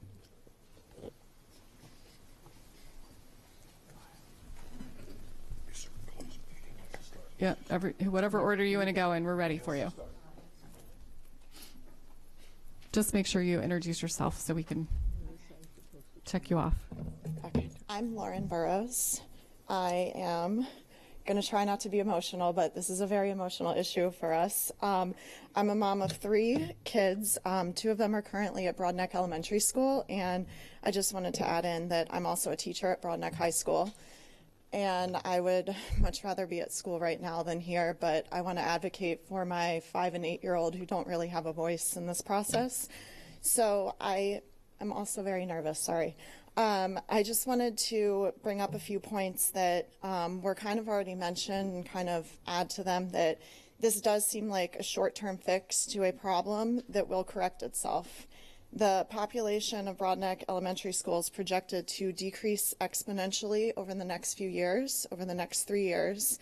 And something that we spoke about a lot at the meetings, the 4 meetings that we had with the committee, was about this open versus a closed school that Ms. Burge brought up. So what I want everyone to understand, maybe, you know, teachers that are here from Broadneck Elementary School, or just people that don't understand this, because we spoke extensively about this, is that once the population, the capacity of Broadneck Elementary School drops below 100%, then that becomes an open school.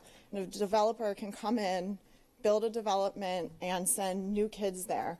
Well, I went to the top of my budget to be at the school, to send my children there because I work at the high school. I believe in what we have going, and I'm not saying that Cape St. Clair is not a good place for them to be, but we moved there specifically for the purpose of sending our kids to Broadneck Elementary School. And it's really, really upsetting to me that a developer can come in, develop a community, and those kids will be going there instead of my own children. Also, we're talking about a 1 to 2 child difference per class if you look at the numbers. And I know I'm a teacher, I have classes of 31. 1 to 2 students, yes, can make a difference, but when we have a class of 20, my one daughter has 23 kids in her class, the other one has 20 kids in her class, 1 to 2 students, especially some of the students we're talking about, I don't think is a significant difference.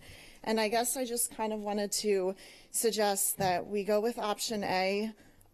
In the meantime, adding more portables and more teachers until the population naturally decreases.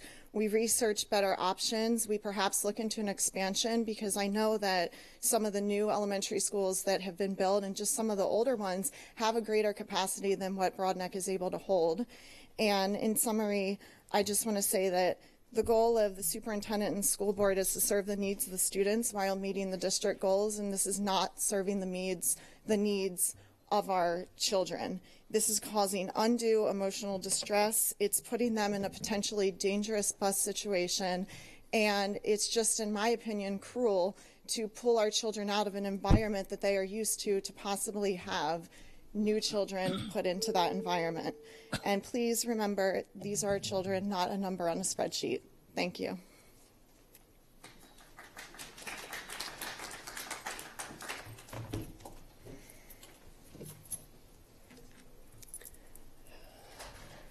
Dr. Arlotto, President Korbelak, and members of the board. My name is Megan Davis, and I live in the Deep Creek Village community. I have a 3rd grader and a 5th grader at Broadneck Elementary and an upcoming kindergartner. We moved to this community 3 years ago specifically so that my children did not have to switch schools, because I didn't think that they would be able to handle it. And I'm going to try not to repeat some of Lauren's statements. I'd like to start out with the fact that not one parent showed up at any of the meetings that was in support of redistricting.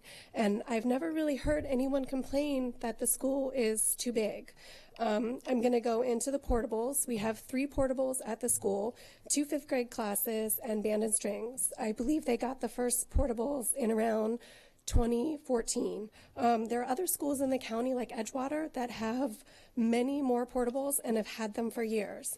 And I do have to say that my 5th grader is in a portable classroom, and she absolutely loves it. They love it out there. I'd rather have my child in a portable than start a new school year in the 4th grade, which brings me to my daughter.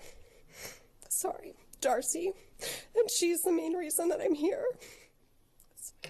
Okay, It took 2.5 years for me to get her to be confident in attending school. Many thanks to the teachers at Broadneck for bringing that out in her.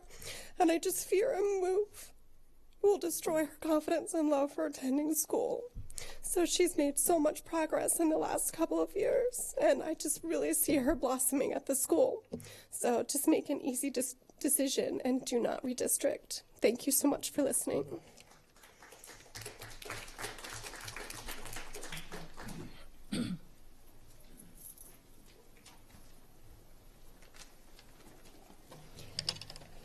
Hi, good morning, Dr. Arlotto and board members. I'll try not to repeat too much of what was said, but because I'm nervous, I wrote some stuff down, so I probably will. I'll get over the emotional stuff in a second. My daughter is in first grade, and she's also very shy. And could you tell us your name? I'm sorry. Her name, my daughter, Your name. I'm sorry. My name is Kim Finazzo, Deep Creek Village as well.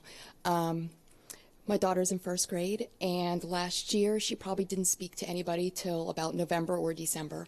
The teachers at Broadneck were absolutely wonderful.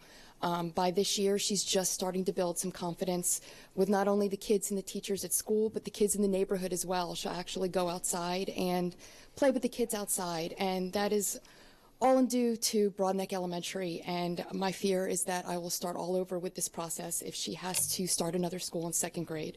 With that said, please note that I attended every meeting regarding this matter from start to finish, so I was present for every public discussion along with the challenges presented to the panel with this effort. I plan to focus on numbers and percentages to demonstrate there's little to no gain or relief to Broadneck with this redistricting effort. The original intent of the effort was 75 to 100 kids. As we've already discussed, the 69 would fall short of that goal. We do not want Broadneck to become an open school. Whether you move 69, 75 to 100 kids, you have now just opened Broadneck for business. If there's land, developers will find it. As we speak, there are homes being built at the end of Shore Acres. So those kids get to move into the school as our kids have to move out. Now, school projections are for every 10 homes, they project 2 students. It's just a projection. Those 10 or 11 houses being built at the end of Shore Acres, for all we know, every one of those homes could have 2 children in it. That could be 20 kids, while 69 kids need to move out. In addition, there are illegal residents that go to Broadneck Elementary. These are students whose parents decided that they were going to use a different address to send their kids to the school. We asked during the meetings how this could be handled. The panel said it was unprecedented to ask for everyone at the school to verify their address, and there is not the time and resources to do so. My kid has to go to another school while potentially an illegal resident has to stay. Re-verify the addresses at this school before you propose a redistricting effort. Please keep our schools closed. As you noticed with option A, it's going to go down 7% over the next 4 years.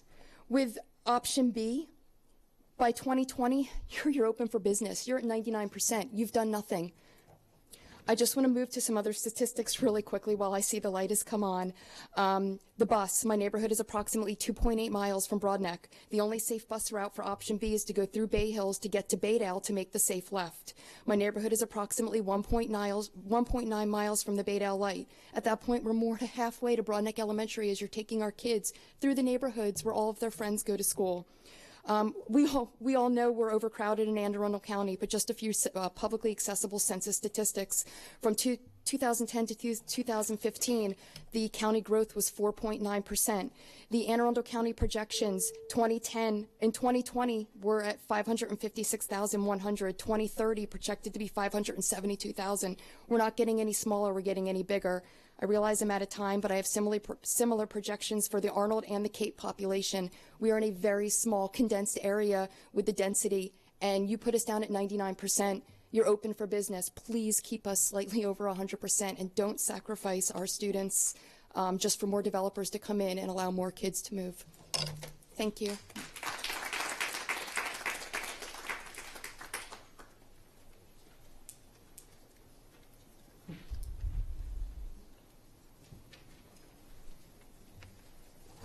Hi, my name is Julie Locascio, and I live in Deep Creek Village as well. And I strongly oppose the recommendation for redistricting. Can I pause you for a second? Yes. I still have Craig Davis, Vadim, and Chris Burrows on my list. Are you guys not my speaking? apologies. Okay.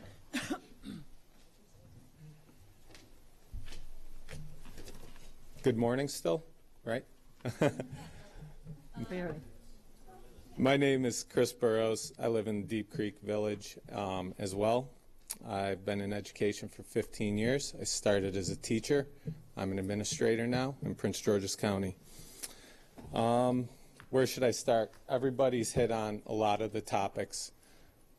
From an administrator's point of view, from an educator's point of view, I worry about all of our children and their social and emotional development being shifted from a school where they have all their friends, where they've built relationships with teachers. My second grade daughter still goes to see her kindergarten teacher, her first grade teacher on a daily basis. They've built that community. We're going to be taking that community apart just to meet a spreadsheet number. And like we said, to open up the school to new development, to new students, the problem is going to stay there. As long as that school only services 717 students, it's going to be overcrowded.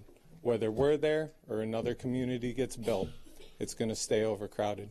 Please vote to not redistrict anyone. Thank you. All right, no Craig Davis or Vadim? Okay. Good morning, Madam President, Superintendent, members of the board. My name is Vadim Olashevsky, and my family and I are now residents at Deep Creek Village community. We have been residents of the state of Maryland for a long time and have recently made a decision to move to Anne Arundel County. Our top consideration in selecting a home was the community we will be part of and the school that will become second home to our children. Our youngest daughter started school the year our home was built, which was 2014, and the year we moved our family in. Our goal was to settle in and provide our children an opportunity to grow and develop. We realized that not all children develop socially the same, and we believe our child is not alone when it comes to the time she needs to learn about others before establishing relationships. We grew patience and we saw results when the community reached out our children and opened trust to make friends, spend time together, and enjoy learning. This has not happened overnight and took a few years. This past year, our second child entered the same school, and we truly started to feel as part of the larger Broadneck family.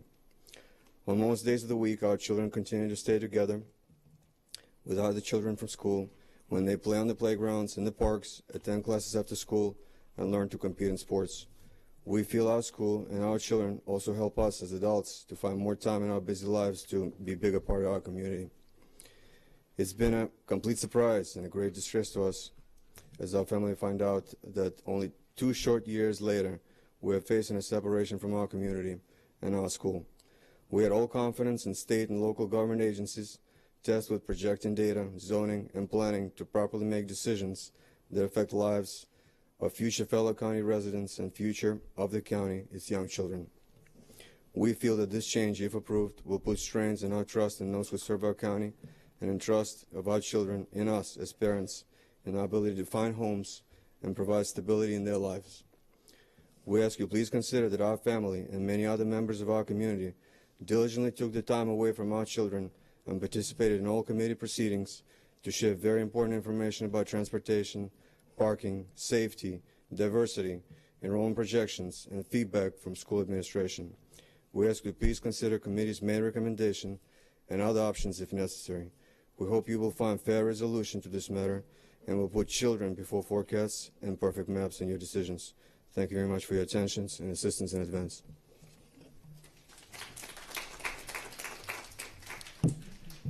Good afternoon. My name is Craig Davis, and I apologize for not coming up sooner. I actually am a teacher at Broadneck Elementary, and I really wanted to hear what the parents had to say, because I have not had a chance to be present at a lot of the other meetings. And similar to my colleague we saw earlier, side note, Patrick Alexander, I have to leave and go prepare for my wife's music concert, so apologize for looking a little rushed.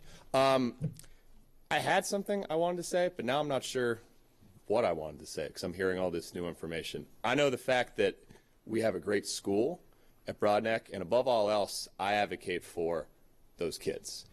And the notion of separating some of these families has bothered me to an extent. Now, I don't have a horse in this race because I'm just a teacher there, but we have a lot of great families and great support.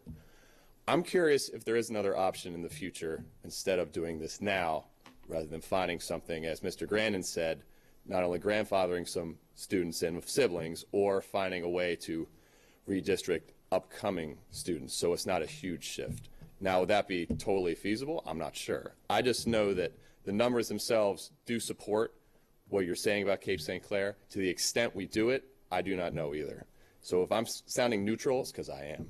But I know the fact that our school is fantastic, and these people are here to vouch for them, so I will vouch for them as well, because I teach, I can say, almost multiple of their children in here, but I think it's worthwhile to hear what they have to say, not so much as what the numbers dictate. And numbers are important as far as going through and really facilitating what will change. So honestly, I might have had one way or another, but I'm not sure how I exactly feel. I think the important thing for everyone on the board, Dr. Arlotto, and all of you consider is that they are families. These are more than just numbers. These are people. But also think about the livelihood of everyone. So I apologize if I'm spouting off nonsense at this point, but frankly, I just want to come to clear conscience to hear what everyone had to say, and I appreciate your time, presence, and above all else, that Broadneck is a great community, great people. I know Cape St. Clair is a great school too, but I hope in your interest you listen to what all these fine people have to say and in good terms come to a decision that will be equitable and fair for everyone. Thank you.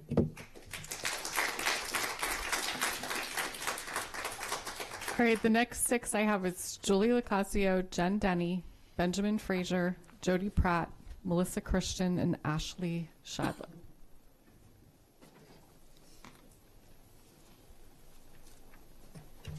Hi, again.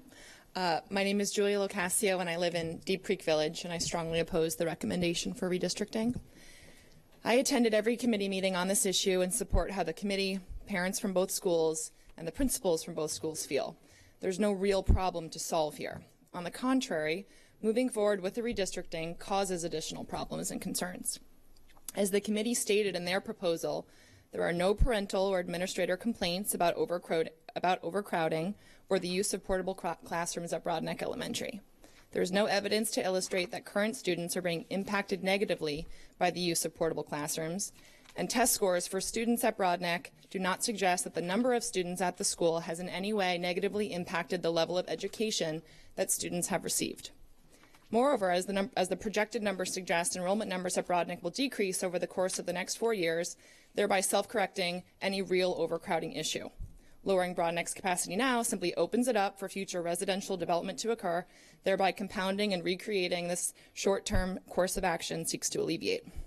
Chief among my concerns, however, is the safety and well-being of our children. In order to transport our children to Cape St. Clair, a longer, more inconvenient bus route must be adopted, one that the Department of Transportation said is feasible but believes is less ideal. The route is through residential neighborhoods, a busy shopping center intersection, and on narrow, windy streets that are particularly hazardous in inclement weather and are predominantly used by current Cape students who walk to school. The route will also consist of traveling a further distance down College Parkway, a 50-mile-per-hour 2-lane road, where in the last 3 months alone there have been 2 major accidents requiring passengers to be medevaced from the scene. Furthermore, redistricting students from Broadneck to Cape creates a transportation strain on Cape St. Clair Elementary School. Since Cape St. Clair is considered a walking school, there are already constraints with buses and car riders getting to school on time as it currently is, given the limited access roads into the school. In addition, there's already limited parking for visitors during school day and school functions, which would further be exacerbated by the redistricting. This means potentially more taxpayer money would be needed to accommodate an unnecessary influx of students. I feel it's irresponsible of our school leaders to proceed with a redistricting decision that disregards the well-being and overwhelming consensus of its constituents, and I strongly urge you to consider the negative impact on both schools and the supporting communities that this will cause. Thank you for your time and consideration.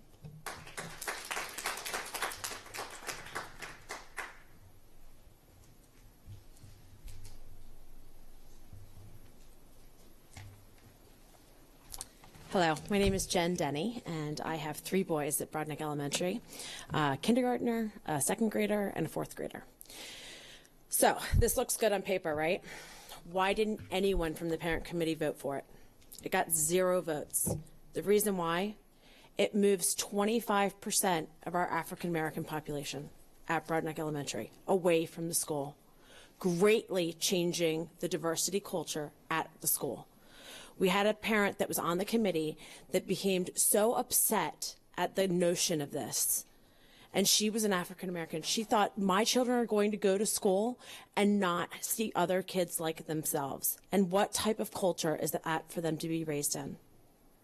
So this was the reason that this was not even addressed later on in all of the committee meetings. It was not even an option, really, which is why I got 0 votes. So this is something that really affects all of our students. One of the reasons why we all love Broad Elementary is because of its culture. We love the community. We love although not as diverse as some of the other schools, we love the fabric that we have there. And to be able to really change that by moving 69 students, but of that, which is 7 to 8% of the school population, we're changing the minority population by 25% or more. That's a big deal. So for all of our students, I feel like that's something we need to address here. And we need to look at, while it looks good on paper, it was not an option that was recommended to the superintendent. It was something that, while it seemed not contiguous and why certain areas were left out of the recommendations or the different options, that's why. And it was addressed in the very first meeting that we had as parents. So I hope that you really consider all of the numbers, not just the ones that look at straight number of students. We look at the demographics. We look at how it's really going to affect our culture at either school and how it's going to affect the entire community. I want my students to be tolerant of every single race, religion, diverse scenario that could happen. And I want for my kids to be able to know that as a community, we're able to get up and we're able to fight for each other to stay within our own school district as we are. Please vote against the redistricting. Jen, I just have a question. You said that absolutely nobody voted on the superintendent's recommendation, option B, but our report says that option B was approved unanimously by the committee as a viable fourth option. Well, so this is one of the issues that we have with some of the lettering of it. It says that Dr. Arlotto's recommendation B was option B here. It was voted unanimously against using option B as the committee voted it. 0-4. Yeah, our report says the opposite. Okay, I think that we need to make sure that the semantics in your report are correct. Right, the other C and D are 2-2. Okay, yeah. No one voted for this option to be the option that was presented to Dr. Arlotto. But then it could be brought forward as a last and final option if it had to be.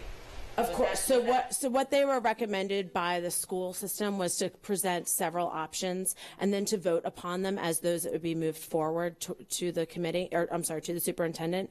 And when they voted, none of the parent committee members voted for this option. Okay, so really it should say this option, designated option B, was rejected unanimously. Correct. By the committee as a viable fourth Correct. option. And that's a huge distinction.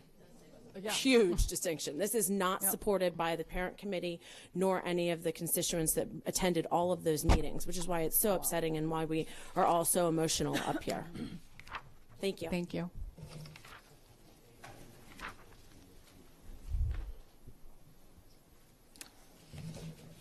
All right, thank you for this opportunity. My name is Ben Frazier. I live in Deep Creek Village, and I have a daughter at Broadneck Elementary School.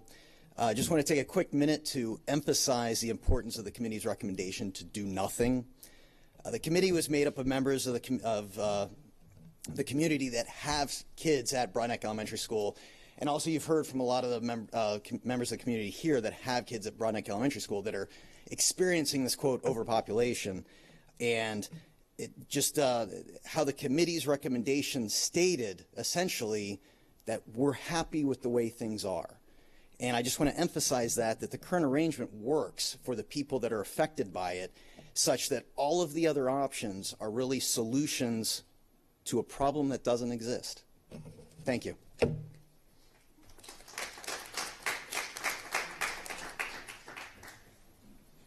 Hi, good morning.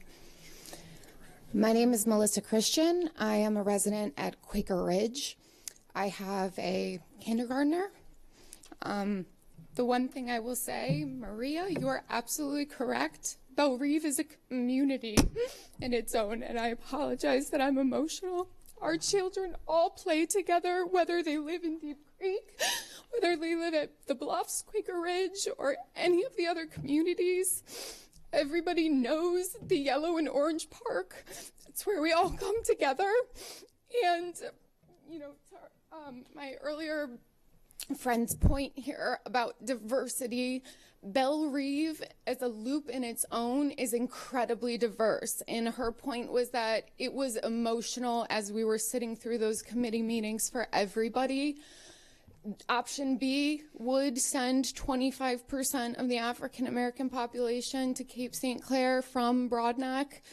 The entire Belle Reve loop makes up half of the African American population at Broadneck. Not only that, we have a relatively statistically large size of an Asian population as well. It's a diverse neighborhood to be pulling apart. We are a community and we need to be together and we want to stay at Broadneck. Thank you.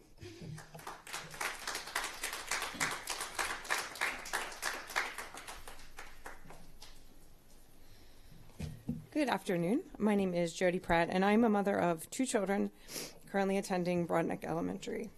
I also live in Deep Creek Village, along with most of my friends here. Along with the other members of our community, I am extremely concerned about the recommendation to redistrict us to from Broadneck to Cape St. Clair. I've crossed out pretty much everything I wrote on here because it's been said over and over again. You're even hearing from the teacher. It's just stressful. I'm sorry. To the teachers that are in support of redistricting or anyone else that is in support of this, we understand that your classrooms are large, but make no mistake, if these 69 children move and BES is once again considered open, another developer will come in and the numbers will go right back up to where they are, if not higher. You're going to be losing 1 to 2 children from your classrooms, and that's it. These children are losing a lot more than that. They're already under enough stress in their lives. Why are we adding to that? I agree with the committee's top choice of immediately not doing anything. Let's spend the next few years researching this area as a whole instead of picking 2 schools and just looking at the numbers on a spreadsheet.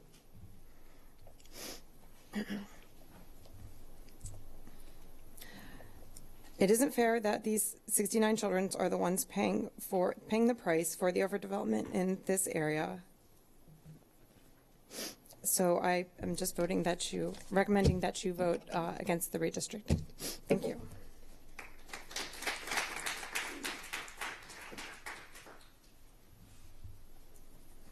All right. Thank you. My name is Ashley. I am representing the Bay Hill Townhouse Bluff community, the orange and yellow playground. I stand here with all of my fellow people in the community. I am raising 2 children, a current first grader and an incoming kindergartner. We feel fortunate to be able to live in the Broadneck School District. And even though we feel fortunate, like many, we've worked hard for it. We've made the choice to pay the higher cost. We've even chose to live in a smaller home so our daughters can receive the Broadneck School District education. Once again, I do appreciate the opportunity. I don't discount that this is an easy decision for you to make, and our heartfelt testimonies, I'm sure, just make it all that more harder. But again, hearing these stories, I think, helps us not to make a decision blindly. So again, thank you.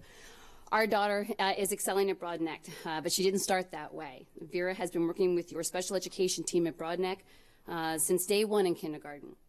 Vera is an intelligent and she is a creative child, but just like many of us, things just don't always click right away.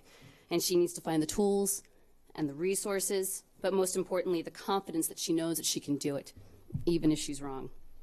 The confidence that has been built in Vera is a direct result of your special education team at Broadneck and from the IEP that we created together with your team.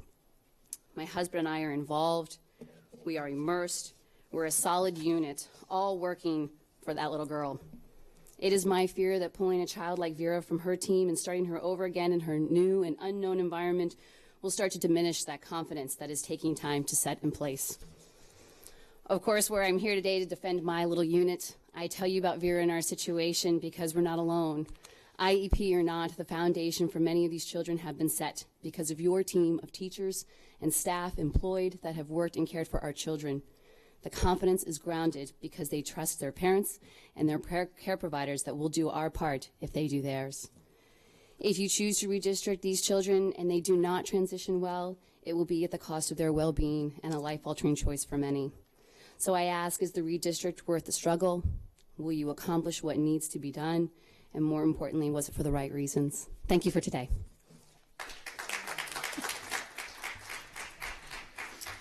Thank you. I don't have any additional cards. Is there anyone else who would like to speak to the board at this time? Okay, so let me just share some dates for everyone who's in the room. Stacey, can I ask a question on this? Sure. I have a question, and this is pretty much for the board and the administration as such. The option B, which is the option by Dr. Arlotto, and we have to add one bus. Is there any way we could find out the cost of basically keeping those extra, good, Alex can answer that one, keeping the, what would be the cost of adding a bus financially, the driver, the gas, everything, the liability, the insurance, compared to basically keeping the extra students over there, if there is any cost? So again, for the record, Alex Shackno, Chief Operating Officer. As I testified earlier, under all 4 scenarios, actually, there is not any extra buses. It's bus neutral. So under Dr. Arlotto's recommendation, which is option B, one existing bus that currently services Broadneck Elementary School will be redeployed. That same bus, the same driver, one bus that currently services Broadneck Elementary School will be redeployed to service Cape St. Clair. So there is none of these 4 options anticipate having additional buses that are required to be procured and put in service. Okay, but there would not be extra cost? There's extra mileage, and there's no extra cost? It's incremental. The cost is really in the bus and the driver. Okay. So that's, as you can see in the graphics, the schools are relatively close together. So, the mileage to one side is offset by the mileage to the other. The 2 schools, and you can go to any of the maps, Ms. Sasso, and I know as the crow flies isn't a fair way to look at it, but you'll see that Broadneck Elementary and Cape St. Clair Elementary are only 2.17 miles apart from each other. So, well, that's of course, you have to go. Having lived on Shore Acres, I know the condition of College Parkway. Right. It's really impossible at times, and the time element factor, and it's a little bit different. Right. So, if under any option that the board would contemplate, should you contemplate an option that would require us to put a new bus into service, which again, none of the 4 options currently do, but if any option that you arrived at that would, you can essentially assume like $74,000 for a bus would be a good annual cost. But again, as it sits today, none of those options contemplate any fiscal impact in terms of acquiring new buses, new drivers, or establishing new routes. Okay, then another question is, if we remained with option A or option B, okay, is there any financial difference between one of those? Is one more costly than the other? No, this really isn't a cost. Okay, so it's cost issue essentially. Basically a overload of school. That's all we're looking at. Essentially, yes. Okay, thank you very much. Mrs. Birch. I wanted to go back to something I had mentioned earlier, and Alex, it's good that you're here because you can always verify for me if I'm correct or not. When I had been talking about the adequate public facilities question, which is, even though it's not our decision, and I know that that's not what we do, one thing that I didn't mention is that part of the law, because of federal court rulings, is that even if the school is over capacity, eventually those builders can build anyway. If we don't have capacity in our school, even if Broadneck stays at, what are they at now, 115? 115, yes, ma'am. 115%. if a builder puts in a proposal, if we haven't made capacity in their school building, in 6 years they can build anyway. So there's no advantage to keeping a school overcrowded except that the kids are in an overcrowded school, because eventually a builder is going to build. They'll just wait it out. Right, that's absolutely correct. There's essentially a public takings provision. There's only a limited amount of time that a public entity can disenfranchise a landowner from making beneficial use of his and her land. There's been, as you said, numerous court cases here in Anne Arundel County when the Adequate Public Facilities Ordinance was written and reauthorized yet again a number of years after that. A significant amount of research was put into the defensibility of what's called the waiting period or the hold period. And 6 years seems to be about a reasonable zone that a public entity such as the Anne Arundel County government could defend. Beyond that, you really begin stretching the limits of the Constitution and you're subject to an overturn. So here in Anne Arundel County, when an applicant makes a permit application for a subdivision and development to create a new development from land that's previously undeveloped, there is an adequate public facilities test that's undertaken at that time. I earlier expressed the binary nature of the APFO law. If a school is open, the applicant is allowed to continue through the remaining building permit stages of his or her application. If a school is closed by the Adequate Public Facilities Ordinance chart that is adopted annually by the County Council, that applicant is put on a school wait list. And it's a first come, first served school wait list.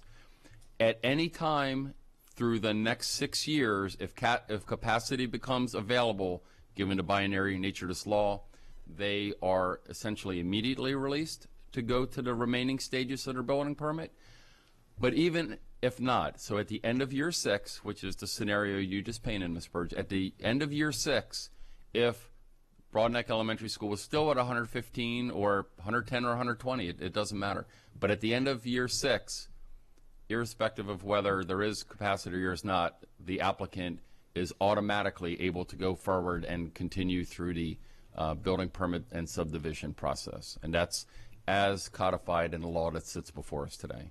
So regardless of what we do as our decision, it's not going to prevent more building on the Broadneck Peninsula. Correct. I think the phrase that's often used and maybe is most appropriate to the APFO law is it's a circuit breaker that temporarily slows down development to allow the public to catch up. So theoretically, you will temporarily halt the developer until such time that a CIP project can occur to build the additional capacity onto that school. Broadneck's already had additions put onto it in 2010 and 2012. But if not, again, at the end of that 6-year wait period, they're automatically allowed to go forward anyway. That's another question. It was brought up that perhaps an addition could be put on again. What is the likelihood that, regardless of our current plans, I'm not even going there, that state money would be given to an additional addition for Broadneck, given the space that's available at the adjacent elementary school? Sure.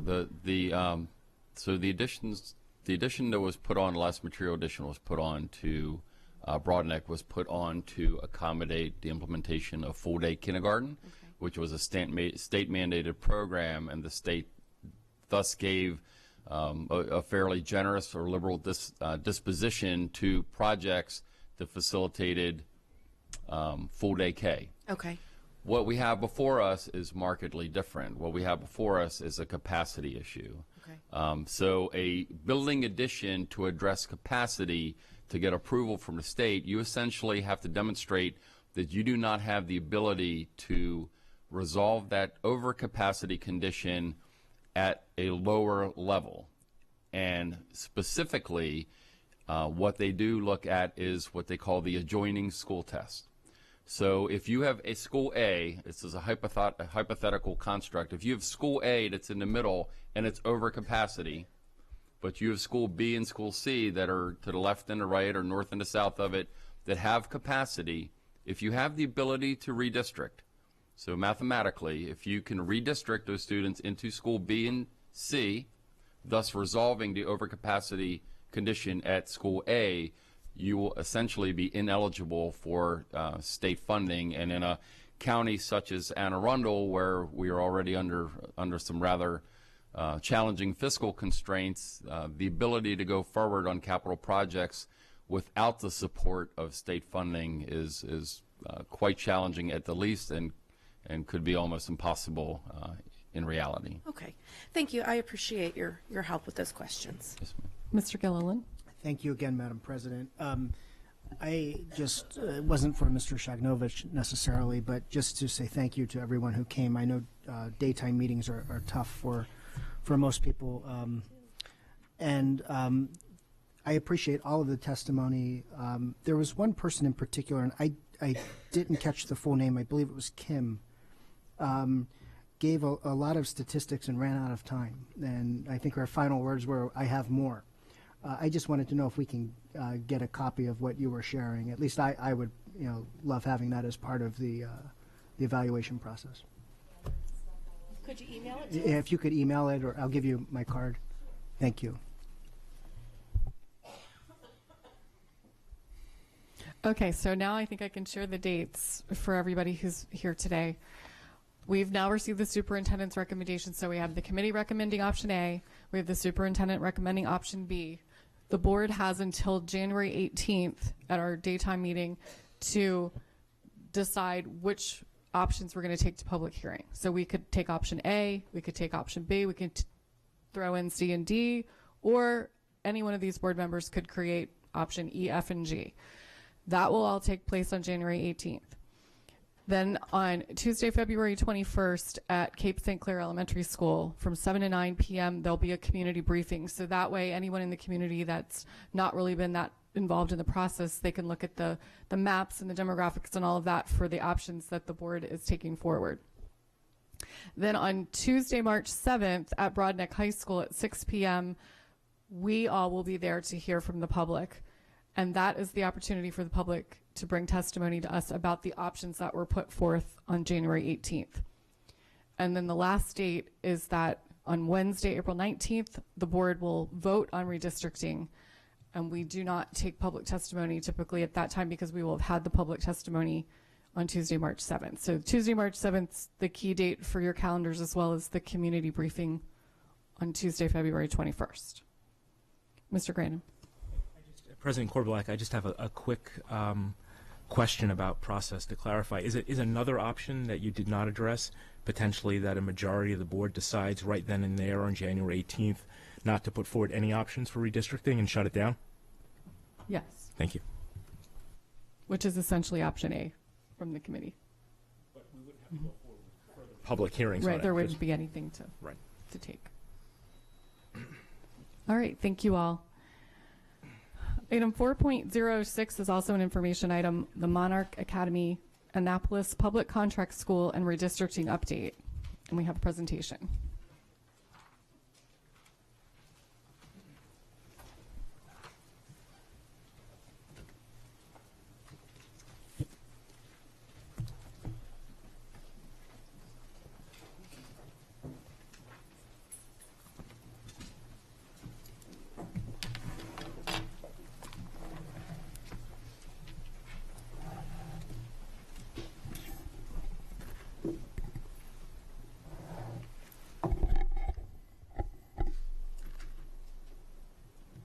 For the record, I'm Alex Shaknovich, Chief Operating Officer.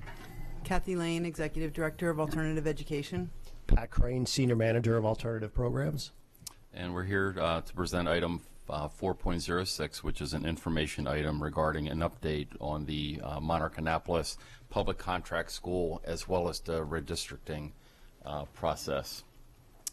As you can see in the slide above, and we'll sort of tag team the presentation, we recently received very good news as the superintendent briefed the board through collaborative efforts with the school system, county government, et cetera. The school and the state government, the city finally released a permit for the Monarch School, which is be located at the former Capitol Gazette building just off Gibraltar.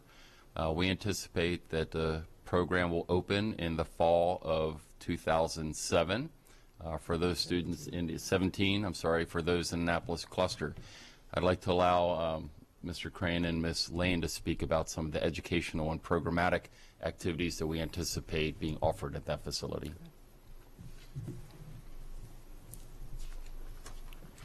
Okay, so as we've discussed before, so the school is going to be International Baccalaureate PYP with arts integration, and that is a perfect segue to both Bates Middle School and Annapolis Middle School.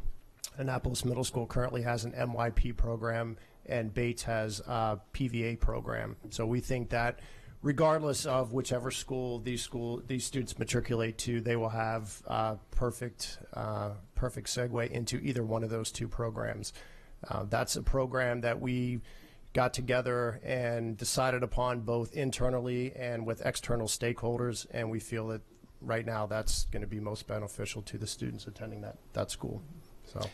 And as you know, the Children's Guild has been a tremendous partner with Anne Arundel County Public Schools and already operates the two schools up in Glen Burnie and up in the Laurel area. So there's a tremendous amount of partnership with programmatic offerings and alignment with the educational program that already exists here. So we see both the IB PYP program as well as the arts integration elements going relatively smoothly. So the school's contemplated to open from to serve K through 5th grade to help, and for the purpose essentially to help ease overcrowding at the Annapolis area. So the catchment area that we're talking about are those youngsters that either are in or are eligible to attend the 9 elementary schools that currently articulate up through Annapolis Middle and Bates and ultimately to Annapolis High School. It's anticipated that the school will open with approximately 530 students when it opens this upcoming fall. As you may have heard, the lottery process just opened on December 1st, and it's contemplated to run through February of 2017. So December 1st, 2016 through February 1st, 2017. And I'd like to allow Mr. Crane and Ms. Lane to address the specifics of the lottery. Yeah, so again, as Mr. Sheknovich stated, we did open enrollment on December 1st, and that will run through February 1st. Just like our charter schools and our other contract school, Monarch Global, there will be a lottery held if more students apply than our seats. If history repeats itself with our other charter and contract schools, there will be a number of students that apply, and we do expect that will result in a lottery. So one factor that we did figure in for this particular lottery, unlike our other charter and contract schools, is there is a weighting involved.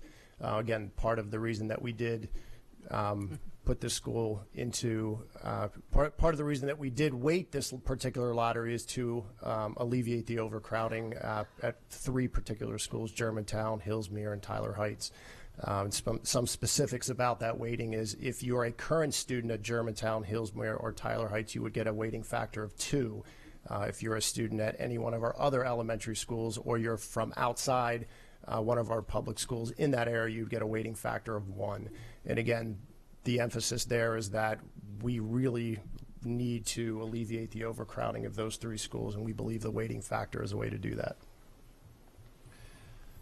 So it's a tremendous opportunity because not only does it create an additional school of choice here, and we've been on a steady campaign to create a palette, a menu of educational opportunities for our youngsters, but also now to address some of the overcrowding issues. As you know, we've also been looking at addressing some of the overcrowding issues in Annapolis through another means, and that is through redistricting, something that should be familiar with you from this morning. So just last Tuesday, we held our first organizational meeting with the Annapolis Redistricting Committee. There's 36 citizens on that committee, and certainly a tremendous group of Anne Arundel County Public School staff that are helping support that committee. At the first meeting, they were presented with a tremendous amount of data, maps, statistics, etc., and they picked the chair and the recording secretary of that group. Just last night at Georgetown East Elementary School, we had our very first meeting of the committee now that they were past that organizational evening. It's a very engaged committee.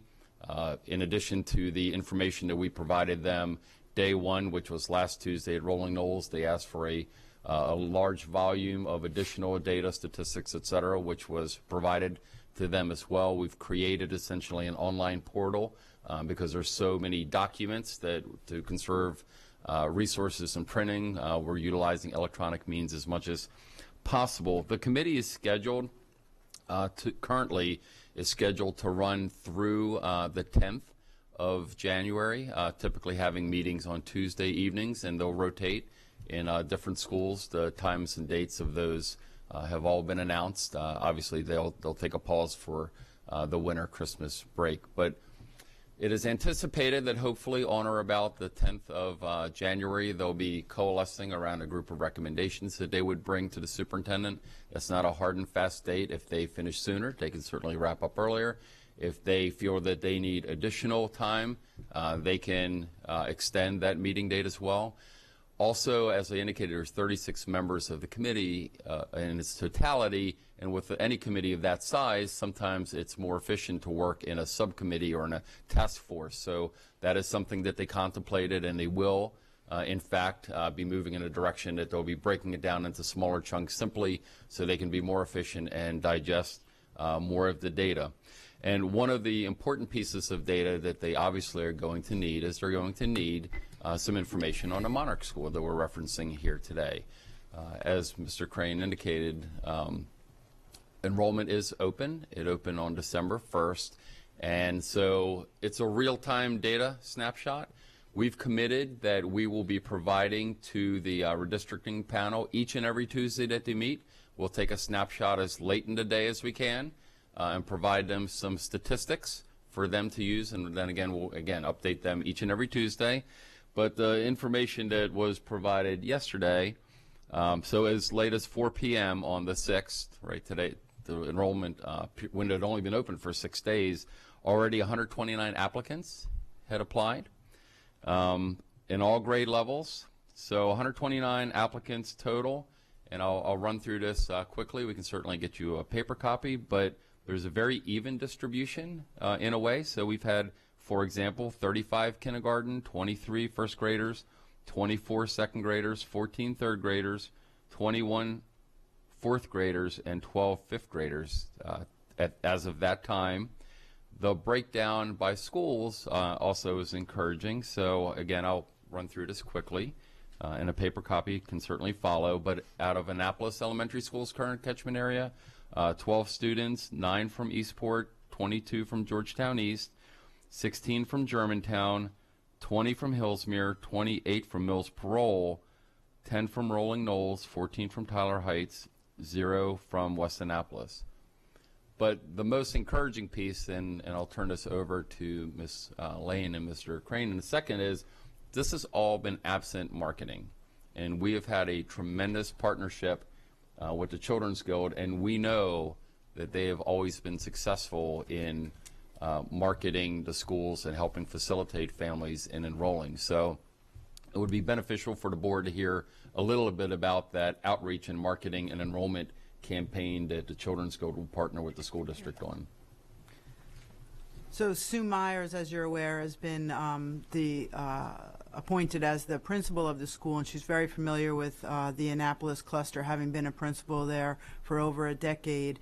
And so she's been spending this entire fall while waiting for the permits, making lots of contacts with community stakeholders, primarily at the community leadership level, including nonprofits, religious leaders, politicians, community advocates, in both the African American and Latino communities, and they've been very embracing of the notion and appreciative of an opportunity for a school of the choice of this nature coming to their community. She's presented at all the PTA meetings in the Annapolis cluster, several times at the Annapolis Education Commission.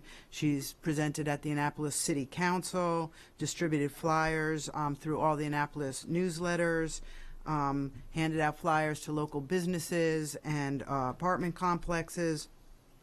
There's been mailers to all pre-K to 4 students enrolled in our schools. There's been advertisement in both English and Hispanic magazines and such, and presented at the Noche Latino night at Mills Parole.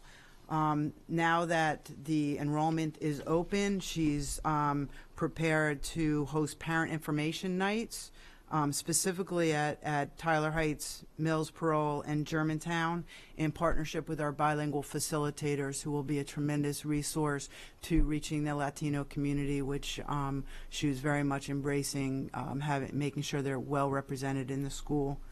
And there's also scheduled meet and greets at our public and affordable housing communities that the leadership has arranged for her and has passed out flyers for her about those meet and greets. So as you can see, Ms. Myers has been very active in the community and made tremendous contacts and is receiving nothing but positive and warm support from all the leaders in the area.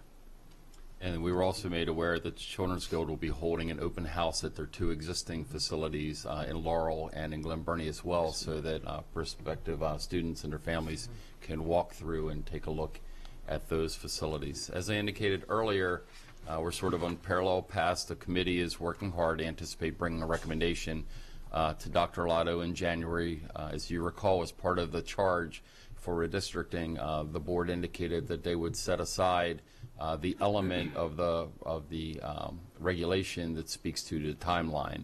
So the superintendent is expected to have a deliverable from the committee around the end of January, such that he'll be able to bring a product to the board for their consideration around that February timeline. We'll follow the same process as we are from that point on, essentially with the Broadneck Cape. So there'll be a presentation for information purposes. The board will have some time to consider and review the matter. You will then be asked which, if any, recommendations to either of the superintendent to either accept in whole, accept in part, reject entirely, or craft your own plans. You can also move forward other plans if there's more than one from the committee, et cetera. We will be obligated to hold a public briefing. We'll be obligated to hold a public hearing on the matter as well. And those dates, I understand, are already being worked on. But the date that cannot move is the date that's prescribed in state law, and that, once again, is April 30th. So for any redistricting action to be able to be implemented and effective the following school year, state law mandates that that vote conclude no later than April 30th of the year before. So that is a hard and fast date as we look at some of those calendaring items. And with that, I believe we're prepared to answer any questions the board might have. Mr. Gilliland? Thank you, and thank you for this presentation. It's very informative, and I appreciate all the comments today that you've made. And I'm excited about the relief that the school is going to provide for overcrowding in the Annapolis area, but also I would say, and probably more importantly, just excited about the opportunities that students are going to have there. I have been to the school in its early construction stage one night with Mrs. Sasso, and I was just so impressed by what I saw, and then certainly you know, I'm just impressed by the dialogue with the Children's Guild. My one question is specific to the lottery, and that's again assuming applications exceed enrollment. I don't know if we're trending that way, that it will or not at this point. But is there preference, and I see factor 2, factor 1, and so forth, but is there preference for siblings as well? So if a you know, the 5th grader is enrolled, does the second grader brother get preference in the lottery? Yeah, so right now, currently, what our sibling policy is with our charter and other contract school is that there is a sibling preference. So when a family goes in to sign up for enrollment, they have an option of choosing whether or not they want to tie their siblings together or they want them to apply separately. So if they tie them together, what that means is if one gets in, the other one will also get in. Some parents that might maybe have 5 students might decide to enroll them separately, and so the greater the odds would be that at least one would get in. But they do have that option. So, you know, ultimately, if they choose a sibling preference, then those students will be together. Thank you. Yep. Mrs. Birch? My question's actually about the open houses that you mentioned. is there going to be any sort of transportation for folks that may not have transportation from the Annapolis area? Because I know that, you know, getting up to Ordnance Road or out there in Laurel may not be easy for all of the Annapolis parents who might wish to see the other schools. I don't know if that's something that could be looked into.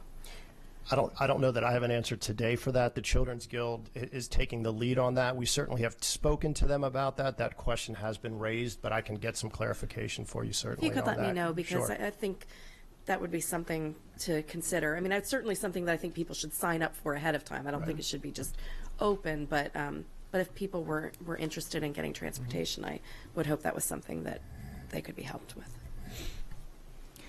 If the Children's Guild did not receive 530 applications, would we then open the seats up to other clusters? Yes, how the contract is written is that if they didn't meet their number by a targeted date, that they would come back to this board and it would be decided how that expansion would roll out. So we wanted to kind of leave some room for that, but one of the options would be, you know, you kind of just move out contiguously to the next adjacent, most overcrowded school in the area. With that said, Ms. Quarterblack, as you're well aware, that the schools that they are currently running, as well as the Chesapeake Science Point, et cetera, they have all been very successful in attracting the number of students that their contract allows. So at this point in time, we remain confident that the Guild will once again be able to arrive at their contractual number. And if by February 1, we kind of set that timeline because there's a lot of other milestones that will need to be met, but we could leave the application window open so families from the Annapolis cluster could continue to apply after the February 1st deadline. Okay, thanks. Mrs. Hummer. In the light of the timeline we've discussed about Monarch, I would like to make a motion that the board adjust the date for the superintendent's recommendation on redistricting of the Annapolis Peninsula and move the date for that report from February 1st to February 15th. Since the lottery closes February 1st, that will give the redistricting committee time to get those final numbers in, and then that can be presented to us at the February 15th meeting. Any discussion on that? All those in favor? Okay, so the superintendent's recommendation would be on the 15th of February. Is there any public comment on this item? All right, I will, for the benefit of people watching, I'll give the dates that we have then for the Annapolis cluster redistricting meetings. If the superintendent presents his option recommendation on February 15th, much like today with Cape St. Clair and Broadneck, then the board would vote which option to take or options to take to public hearing on the first meeting in March, which is actually March 1st. Then we would go ahead and have the community briefing with the community right here in this building, Tuesday, March 14th from 7 to 9 p.m. And then the public hearing before the board would be Monday, April 3rd at Annapolis High School at 6 p.m. And then we would be voting on both the Broadneck, Cape St. Clair, and Annapolis redistricting on Wednesday, April 19th. All right, we will go on to item 4.07, which is filling of vacancies on the executive committee of the countywide Citizen Advisory Committee. And this is an action item. Mrs. Hummer. Yes, I make a motion that we approve the superintendent's recommendations. What am I saying the wrong thing? No. Oh, I'm sorry. You're right. Okay, then. That we accept the nominations. Apologies. The nominations of Jacqueline Langworthy Purdue for the Annapolis Cluster Elementary Schools representative. Arundel, I'm sorry, I'm not reading correctly. Benjamin Burke for the Chesapeake Elementary Schools representative. I make a motion that we approve to appoint those two to the vacancies. All those in favor? All right, so we have two new members of the CAC. Then item 5.01 is a review item, award of contracts. Do we have any board questions or comments?